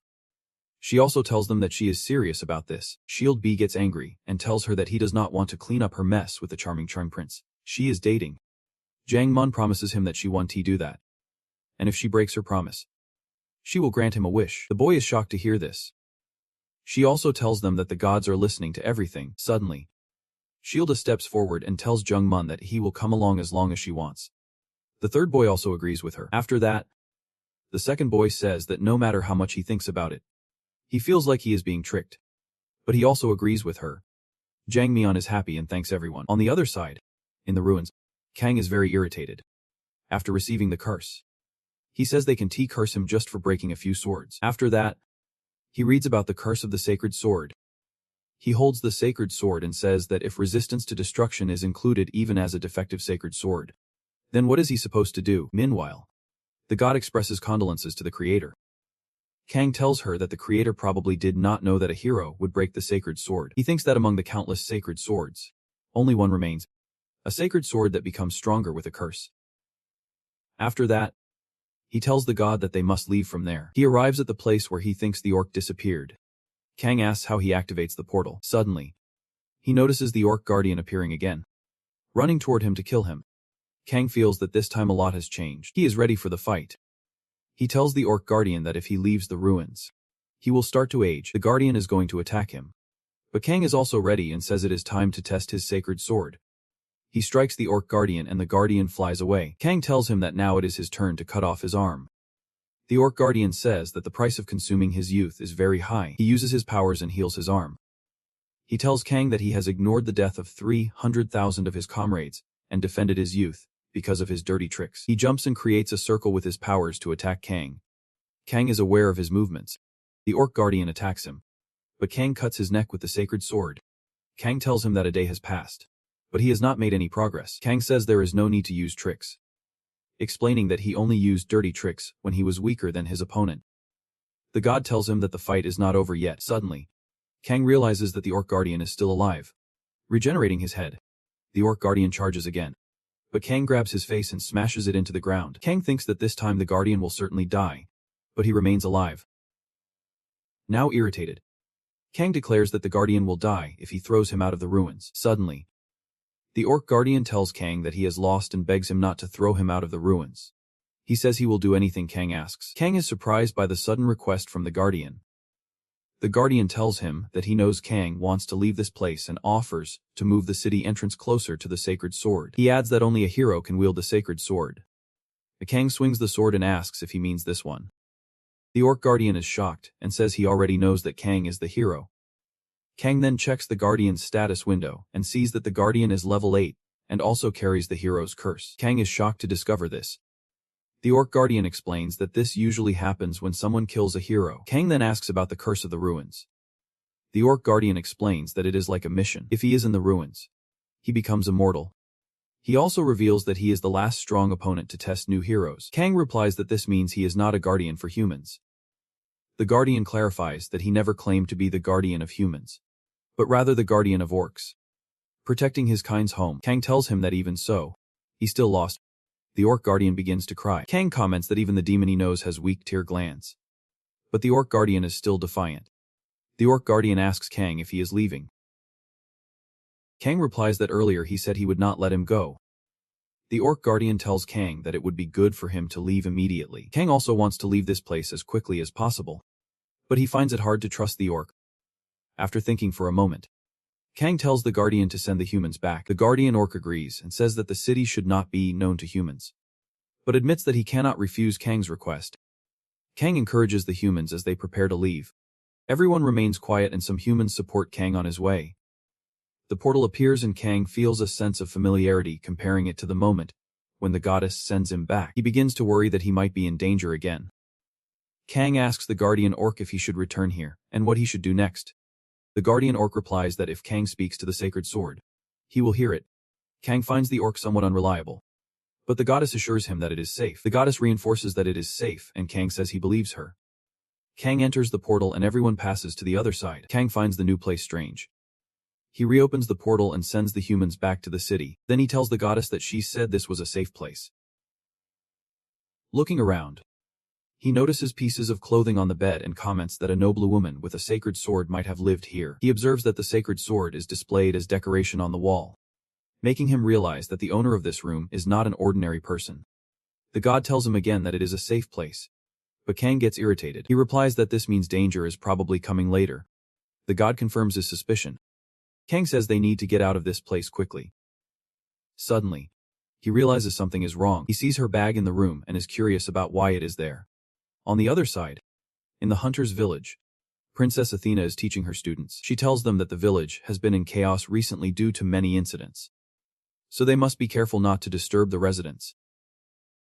The heroes are curious about her words. Princess Athena warns them to be cautious and not disturb the saint. Meanwhile, a villager accompanies the saint as an incident occurred earlier. The saint surveys the area and comments that it seems to have been resolved. The man suddenly bows and apologizes to her. The saint explains that she came here because she heard about a mysterious massacre. She then asks the man if it is true that Elder Celebel was imprisoned here. The man confirms, and the saint asks if he knows the value of Elder Celebeles. The man seems confused, and the saint reassures him that it is okay, whether he knows or not. She explains that Elder Celebeles is the guardian of the flame, despite her weakness in direct combat. The animals she raises are incredibly strong, especially the phoenix that earned her the title of guardian of the flame. The saint continues, saying that disturbing the peace and harmony between humans and fairies is unacceptable, and instigating a war is unforgivable. However, since the person responsible has forgiven the matter, she will not get involved any further. The man deeply thanks her. The Santa then asks the man about the person responsible. The man describes him as someone with short black hair, similar to the heroes who visited today. Shocked, the Santa asks for the hero's name, but the man cries and admits that he does not know anything else. The Santa concludes that they should now focus on showing the village to the heroes. Her assistant notices that it is Santa Kang. The Santa admits that she wonders how Kang survived, but knows it must be him. She says it does not matter how many blessings he has. It should have been impossible for him to defeat the Gnolls at level 1. She compares him to her heroes, noting that even at their best, her heroes could not handle 2 Gnolls at level 1. She admires how Kang achieved this alone. The Santa wonders which god blessed him. Since all the gods are currently at the temple, her assistant suggests that if the spirit and the owner of the bag are the same person, it confirms the connection. The Santa replies that she can still control the heroes, so it is all good. She considers it dangerous to take the heroes to the ruins, but decides that she won't be caught immediately. She adds that whoever knows the name of Kang is dead, and she has concrete evidence. The assistant then mentions the leak of information from the tournament. The Santa responds that she already knows about it. She is just pretending not to. She says that managing data is everyone's responsibility. Changing the subject, the Santa mentions that hero Jung does not seem to be improving enthusiastically. She smiles and says she does not know why Jung wants to go to the gym, but promises to do her best to prepare him for the tournament. Elsewhere, it starts to rain and the students begin to get irritated. Choi observes the situation and notes that he seems very relaxed, as if everyone is on a picnic. He sees no reason to worry about the tournament. Suddenly, Choi notices someone standing in the darkness. Alarmed, he tells the other heroes to call Princess Athena. Suspecting that the Gnolls might appear, they immediately realize that the person in the darkness is the hero Han, who seems to be slightly injured. Sai approaches him and comments that he looks a bit messy. Han Wu, surprised to see them there, tells Choi that his injury is an honorary victory medal. Surprised, Choi asks for clarification. Henu explains that it is a symbol of success from a royal battle, something unthinkable to the others. Hanwoo challenges Choi to a duel if he does not believe him. Choi agrees, saying he will show Hanwoo the difference in their skills. He draws his sword, confident in his abilities. Hanwoo, despite knowing that Choi is on a higher level and has the blessing of magic, uses his blessing of revenge and resolves not to lose the fight. When the fight between Hanwoo and Choi is about to begin, Arya intervenes between them, asking them to stop. She acknowledges that she can completely prevent the battle, but reminds Choi that Hanwoo is injured, and it would not be a fair fight. Hanyu is surprised to see her intervene, but Choi agrees, stating that he does not want excuses later, and that it should be a fair battle. Suddenly, Santo arrives, her presence grabbing attention. She reprimands Han for causing trouble outside the temple, and offers to heal him to ensure justice in the fight. Then, she turns to Choi, encouraging him to finish quickly. Choi, confident and ready, taunts Han, stating that now everyone will witness the skills he has perfected in real combat. Deep in thought, remembers the promise he made to himself after witnessing Park Hanning's betrayal and the sorrow of the women taken away. He swore to become stronger and never let his guard down again. As Han prepares, his status window suddenly updates. He realizes he has received the blessing of vengeance, a unique ability that strengthens him against stronger enemies targeted for revenge. He briefly thinks about his targets, Park Hung and Choi Gangmin. Driven by his determination, Han moves forward, declaring himself the protagonist of this world. However, his confidence is momentarily shaken when a seemingly simple slime overcomes and defeats him, demonstrating a level far superior to his. His status window updates again, revealing a strange curse that limits his growth. Perplexed, Han wonders how such a curse could have fallen upon him and why Arya, who should know about this, never warned him. Accepting the situation as the fate of the protagonist, he decides to fight against it. When the battle begins, he casts a fireball at Choi, who easily counters it with his superior speed and agility. Thanks to his speed blessing, their powers collide, creating a spectacle for the spectators. Choi recognizes Han's improvement in recent days, but warns that his magic is still insufficient. Hanyu, determined to prove his worth, concentrates his energy and prepares a massive fireball. Choi dismisses it as an ineffective attack and easily dodges. However, when the fireball explodes, a second, more powerful explosion follows, catching Choi off guard. This display of sudden magical growth surprises everyone present. Choi barely manages to evade the attack using all his agility. He sarcastically tells Hanyu that landing a single hit won't guarantee victory. Hanyu, frustrated but resolute, responds that the fight is not over yet. As the battle intensifies, Choi's blade starts to glow, signaling a final attack. At the same time, Tomwell charges another massive fireball, pushing his limits. As their final attacks collide, a huge explosion erupts, engulfing both fighters in its wake. When the dust settles, both Hanyu and Choi are on the ground, visibly shaken and injured. The saint, observing the chaos, orders her assistant to clean the area immediately. Although the fight ends without a clear winner, it leaves everyone amazed by the sheer power and determination demonstrated by both fighters. Nag finds himself in a dangerous situation and is wondering why the Green Guardian would send him to such a perilous place. Suddenly, Cogmos appears, catching King by surprise. Cogmos casually mentions that he had originally planned to leave the day before, but lost the opportunity due to the unexpected arrival of someone he absolutely had to avoid. When King asks if it was the saint who showed up, Cogmos darkly replies that if the saint had come, he would already be dead. Instead, he reveals that the person who arrived was none other than Prince Al-Sassy, the first heir to the throne of the Sword Master, and one of the 3 main knights of the kingdom. He explains that Prince Alsas is part of the second generation of powerful beings, reminiscent of the early days of the Night King, a legendary monster queen. While the king changes clothes, Cogmos continues to warn him. He informs the king that the prince has shown interest in meeting him, but he must avoid revealing anything about Cogmos. Prince Al-Sassy, being a paladin blessed by the saint, could immediately sense Cogmos's demonic nature. The king, unconcerned, tries to ignore it, but Cogmos becomes frustrated and insists that the king takes it seriously. Their conversation is interrupted when a group of noblewomen arrives, much to Cogmos's irritation. He sarcastically comments on the king's popularity among women, but the king suspects they came to ask for help to level up again. Cogmos scolds King, saying that he trivializes others' feelings and warns that this attitude will leave him single. The women, however, express their sadness, thinking that King had left without letting them repay his help. As the conversation continues, Cogmos realizes that King is cursed again and questions whether King killed a warrior or did something reckless. King denies it, but Cogmos warns him that if he stays in the city, his life could be at risk. When Calm suggests leaving, King grabs him by the neck, asking who would translate for him if he was not there anymore. Cogmos proposes finding someone enslaved but blessed with the gift of language, suggesting that with enough money they could acquire such a person. King, getting frustrated, accuses Mo of planning to abandon him all along. Their argument is interrupted by elegantly dressed women who arrive. Cogmo mocks King's lack of awareness, insinuating that the women might have romantic intentions. King hesitates to guess that it could be love, but quickly is considered naive. When the women suggest a walk, Kin reluctantly agrees and Kogmo joins them, thinking it is safer to stay close to King. While Prince Alas is in the city, the group strolls through the city, and the women dress Kang in noble attire, making him uncomfortable. They eventually arrive at a grand mansion, and Kang feels more restless not knowing what is happening inside the mansion. He sees a figure standing by a window. It is Prince Ace. Prince Ace approaches Kang with a warm yet authoritative posture, addressing him in the universal language thanks to the blessing of language. He bows respectfully, surprising Kang and the women, and introduces himself. The prince explains that he is deeply grateful to Kang for subduing the guardian orc and rescuing the noble daughters, calling it a great service to the kingdom.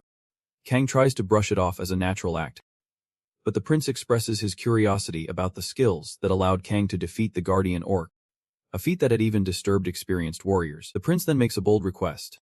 He asks Kang to fight with him. Eager to see the strength that accomplished such a remarkable feat, Kang freezes, caught off guard by the prince's request. Prince Owls quickly apologizes, admitting that he may have gotten a bit carried away with the guest's presence. Despite the friendly tone, the attention in the room is palpable as Kang contemplates how to handle this unexpected challenge. Kang is impressed by the grand banquet prepared at the mansion. Prince Owls, noticing Kang's astonishment, suggests they continue their conversation during the meal. Kang begins to eat enthusiastically, devouring a surprising amount of food. Prince Owls, amused, comments that he is a bit envious of Kang's seemingly endless appetite. Embarrassed, Kang apologizes for eating so much, but Prince Owls reassures him, saying it is better to enjoy the food than to let it go to waste. As they talk, Prince Owls curiously asks how Kang received the warrior's curse. Kang hesitates, but eventually explains that he once taught a lesson to a warrior who was harassing an innocent fairy. Upon hearing this, the prince starts to piece things together, realizing this might explain why Kang received the fairy's blessing. Intrigued, Prince Owls asks Kang if he remembers what the warrior was like. Kang shrugs, admitting that he hit the warrior's face so hard that he can't recall any details. Laughing, the prince suggests they could investigate warriors with facial injuries to narrow down the search. Prince Owls then changes the subject, revealing the real reason for inviting Kang. He explains that the kingdom's guild investigations point to Kang as the individual responsible for hunting the most orcs lately. Alarmed, Kang asks if he did something wrong, but Prince Owls quickly reassures him, stating that Kang solved a major problem for the kingdom. He explains that the oxen from the plains have mysteriously disappeared as if by magic, and Kang's actions have greatly benefited the kingdom. Kang admits that he may have gone overboard with hunting orcs, but never expected it to have such an impact. Prince Owls praises him, saying he is eager to learn more about him. Later that night, as they leave the mansion, Prince Owls confesses that his curiosity about Kang has grown. Although he initially planned to end the meeting with a simple thank you for rescuing the nobles, he now wants to understand Kang's skills firsthand. He proposes a friendly duel. Kang reluctantly agrees, thinking it will be a quick confrontation. When the duel begins, the prince thanks Kang for accepting the challenge, promising to hold back. Kang, not knowing how to handle the situation, decides not to use his sacred sword and instead pulls out a small dagger gifted by the fairies. Upon seeing the dagger, Prince Owls is surprised and praises Kang for possessing such a rare and powerful artifact. Kang downplays the situation, saying he learned to use it through trial and error.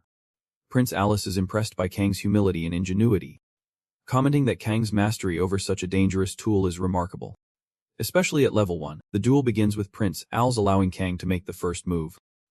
Kang decides to test all his strength and activates the blessing of the outsiders and fairies. A radiant aura surrounds him, leaving everyone in awe. When Kang attacks, his dagger clashes with Prince Alice's sword, creating a blinding flash. The impact is so powerful that it breaks the prince's sword. Kang, realizing what he has done, panics, worried that he may have accidentally killed Prince Owls. He looks around for a way out. Seeing a chance, he runs out of the mansion without saying a word, leaving everyone stunned. Meanwhile, the prince sits on the ground holding the remnants of his broken sword. He smiles, amazed by Kang's immense strength. Reflecting on the duel, he admits that his reaction was too slow to counter such a crushing attack. Although his precious sword has been destroyed, he is deeply impressed by Kang's raw power and potential. Shaking his head, he murmurs, "The Kang is truly something else." Suddenly, the girls approach Prince Owls and ask if he is okay. He replies that he is fine. After that, He gets up and says that the world is very vast. Luza tells him that she thinks Kang was also surprised. Jalaya is also shocked when he immediately runs away. The principal says that all of this happens because of his weakness. He almost makes the kingdom's savior guilty of attempted royal murder. After that, he tells the ladies that he wants to apologize to Kang, and that Luza needs their help. Jalaya tells him that he would have gone to the motel after that. The ladies are also going somewhere. Luza tells Prince Els to wait for them. Meanwhile, the principal looks calm, and is excited as he remembers when he learned about the sword from his mother.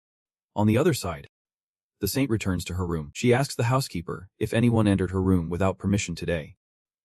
As usual, he replies that no one did, except for the inspector and the maids. The saint knows there is an intruder, because there are footprints on the floor. The housekeeper warns her and tells her not to go in there, as a killer might be hiding. The saint sees him and asks if he is saying there are killers who leave traces. After that, she tells them that no one will enter until she says so. She sees that Kang's bag is also missing. She is shocked. She thinks that only the bag has disappeared. It is, even if other things are stolen, since they can be replaced, but Kang's bag cannot be returned. She is a little worried. She thinks the clear evidence that God lied has disappeared. A certain arrogant god of goodness asks her what is going on. She replies that Kang's bag was stolen. The saint is worried and says that someone came into her room and stole from her. That was the only thing they took. A certain presumptuous god of goodness scolds her, saying she should have destroyed it earlier. The saint responds to God not to test her faith. A certain presumptuous god of goodness feels uncomfortable and asks what she will do. She replies that she will have to let fate decide. A certain presumptuous god of goodness asks her if there is any way to find it. The saint tells her that instead of asking, she should look for it herself. A certain arrogant god of goodness leaves with a frustrated expression. After that, the saint becomes so worried that her head hurts just thinking about Kang. Suddenly, a magic ball asks the saint if she is okay. She tells the ball to send a message to Prince Els in the fairy kingdom. After a while, the maid comes to Prince Els and says that the saint is looking for him. Prince Els thinks she called him because he forgot to report to her. He tells her assistant that he will leave the destroyed fountain and the rest to her, and then leaves. He goes to his room and sits in front of the magic ball. He calls for the saint. She asks him about his investigation into the disappearance of the orcs. The prince tells her that he will report on the content of the study. He thinks that carrying out the orca hunting plans with the warriors will be challenging. He also tells her that the number of orcas has decreased drastically and does not seem to be increasing. The saint asks him if he found out the reason. Principiels tells her, according to what they discovered from an orca they captured and interrogated through the blessing of the tongue, it seems that a demon has taken over its habitat. The saint is surprised to hear this. Prince Alice tells her that the information has not yet been confirmed as true. She tells him that they should strengthen their vigilance against demons by doing such a thing. She also appreciates him for his efforts. After that, the Principals tells her that he has a suggestion to make. On the other side, at the motel, Kang tells Cogmos to pack his things immediately, as they need to get out of there. He tells him that if they get caught, they will be executed for attempting to assassinate the prince. Cogmos is shocked to hear this. Kang tells him that he can escape quickly. Cogmos tells him that he is worried about getting involved with him. Kang grabs the sacred sword and tells him to tell the others to open the portal quickly. Suddenly, the portal appears. Cogmos is shocked to see this, as he can't believe that Kang is using some kind of magic. Kang says he does not have time to explain. Then, to find him at the northern gate of the city. He also warns that he won't wait for long. After that, he enters the portal. Kang is very angry now. On the other hand, Prince Owls tells Santa everything, that a warrior attacked the ferry. He tells Santa that he knows nothing about the name or appearance, other than that his face is so injured that his original face can't be recognized. Santa tells him that she has someone in mind. She tells the prince that it could be Han. Even for him, it won't be easy to cause such a disturbance. Prince Owls tells her that he appointed inspectors so that the expelled warriors do not cause problems. After that, she tells him that she allows it, and that he should generously reward the cursed citizens. She also says that the warrior's failure is the lady's responsibility. She tells him that he should take care of this. But she urgently needs to go to the fairy kingdom, making it complicated. Prince Owls understands her and says he will reward them so they do not feel disappointed. After that, they wrap up the meeting. Prince Alice stands by the window and thinks about Kang, as he wants to have him in his kingdom. He thinks that the level of this armor won't be enough to conquer him. Kangol. The humans are waiting for him. After that, he steps out of the portal. Now he is in the Orc City. Bruce is happy to see him. Kang tells him that they need people. Bruce asks him what kind of people he needs. He says he needs the people who move their things. Suddenly, the Green Guardian appears and asks Kang what is going on. Kang tells him that from now on these people will move their things. So do not kill them. He responds to Kang that this place is not his storage. Kang replies that he needs to transfer the things he requested for the sword to the exit. The Green Guardian tells him that he has experienced many kinds of humiliation before. But this is the first time he feels weaker than him, which makes him angry. Kang tells him he will take that as a compliment. After a while, Cogmos also arrives at the north gate of the city. Kang arrives there too. He tells him to run quickly. Cogmos is shocked and asks him to explain the situation. Then he decides. Kang tells him they should run as far away as possible from the ladies. Cogmos asks if this is related to receiving the warrior's curse. Kang agrees with him. Cogmos looks worried and tells him they should head north as soon as possible if they want to escape. Kang asks what is in the north. Cogmos tells him that the largest slave market in the western continent is in the north. He also tells him that he will find an enslaved person who has the blessing of language. Kang is smiling. Cogmos is irritated by his expression. Kang tells him that the fact he is not running away is fascinating. Cogmos gets angry and tells him that he is the one who took all his things. Suddenly, Kang grabs Cogmos and starts running. After a while in the jungle, Cogmos is hungry. He wants to eat something. After that, Kang says something to the sacred sword and pulls food from the portal. Cogmos is shocked to see this. They eat the food. After eating, Kang says it is not as delicious as what he had with the prince.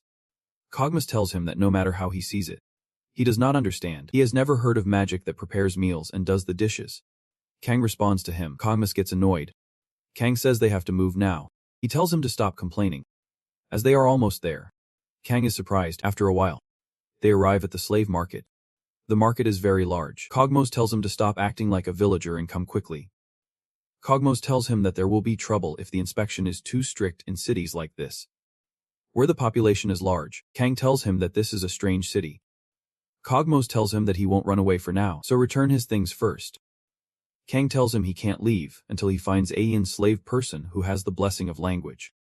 And Cogmos agrees with him. After that, Kang orders the sacred sword to send him the old brown bag at the bottom. Then, the portal delivers the bag to him. Cogmos thinks the sword seems to be the means. This guy must have learned something beyond magic. He thinks the sacred sword is the magic sword. He tells Kang to give him the blades because he wants to look at the sword. He holds that it is just the sword and says there does not seem to be a dimensional spell on it. Externally, it just looks like a regular iron sword. Suddenly, Cogmos is shocked by the sword and realizes it is the sacred sword.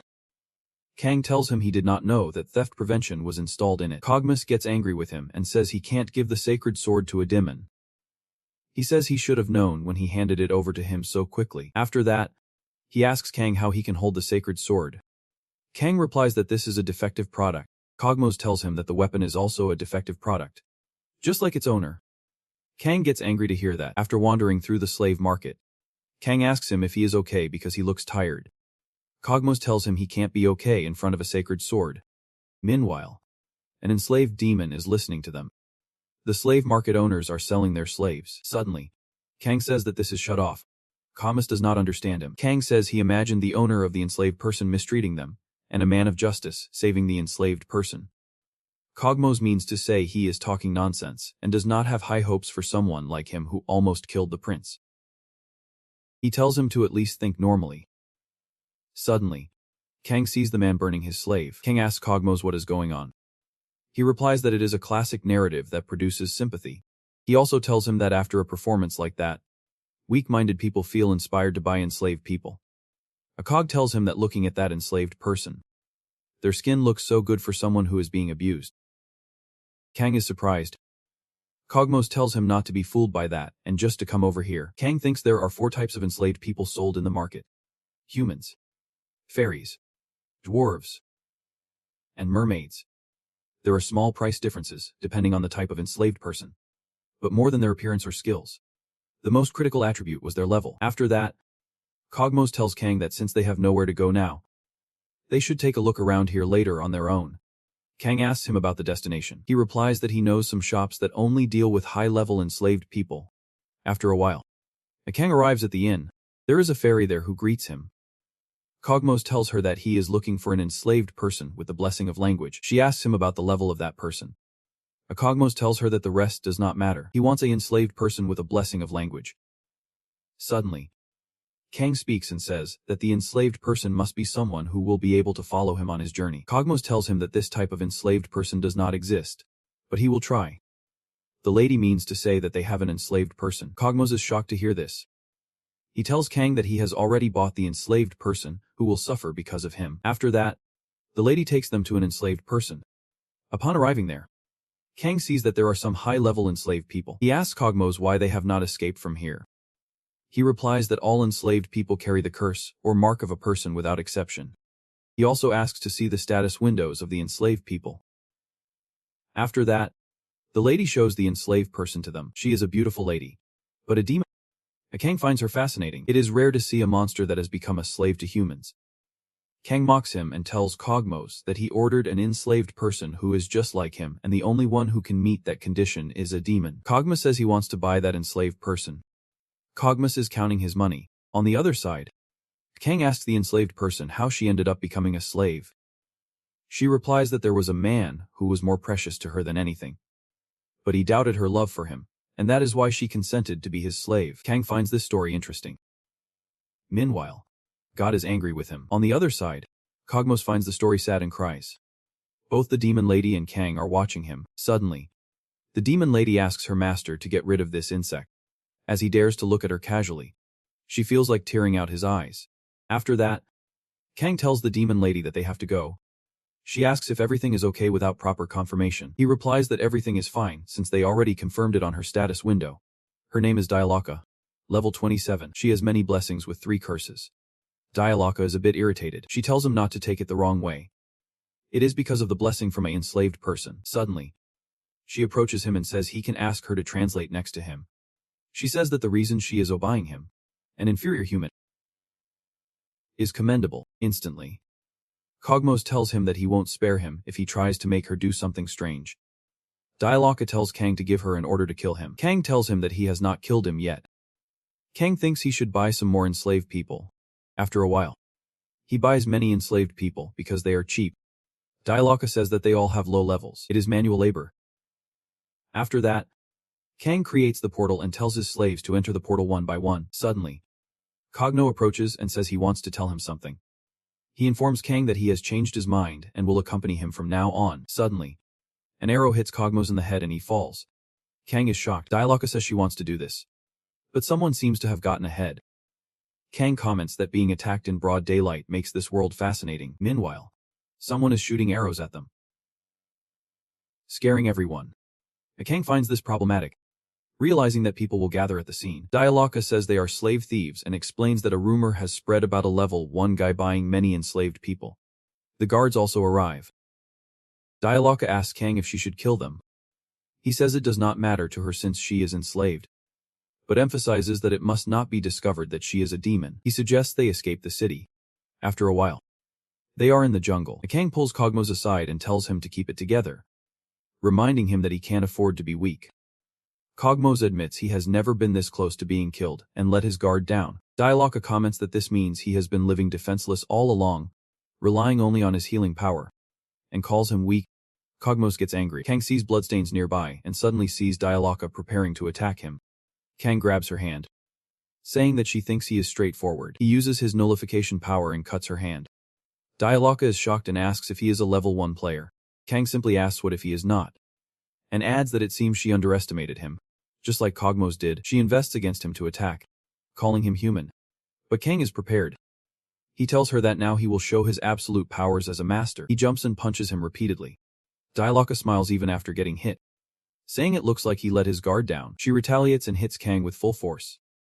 Kang knows this is going to hurt, but Dia says that an injury at this level is nothing for a demon. She also requests that Kang declare her freedom as his command, and then she will heal him immediately. Kang smiles, recovering quickly, and tells her that even her master would not be weakened by such an injury. Dialoka gets angry and heals her hand. Kang realizes that they both have healing abilities. He tells her that they must fight to the death and see what happens.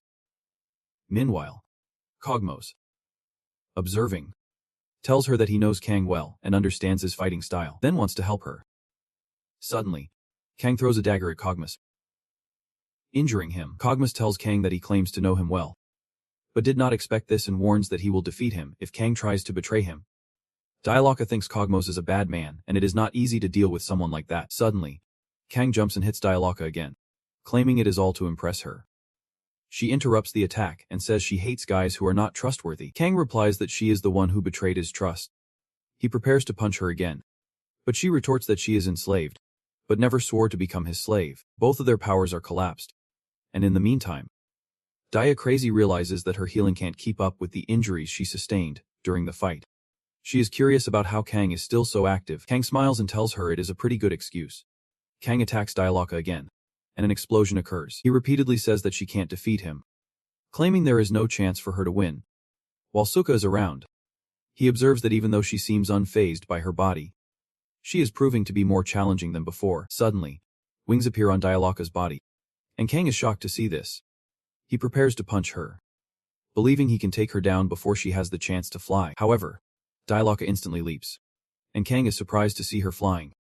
He thinks that despite her ability to switch between attacking and healing, she seems fatigued. Kang, confident in his ability to defeat her, activates his fairy and outsider blessings. He believes that Dialaka is not as incredible as she seems. Meanwhile, Dialaka decides to end the fight with a final blow and dives down to attack Kang. He is ready to finish the battle, but she hits him on the head with a powerful strike, causing a huge explosion. After a while, Kang regains consciousness and feels regret, realizing he lost to her. Kang feels discouraged, and God asks him if this defeat was expected. Kang tells her it was an irresistible force he could not fight against. Dialaka then appears, asking if Kang is okay and suggesting that he should get some new clothes.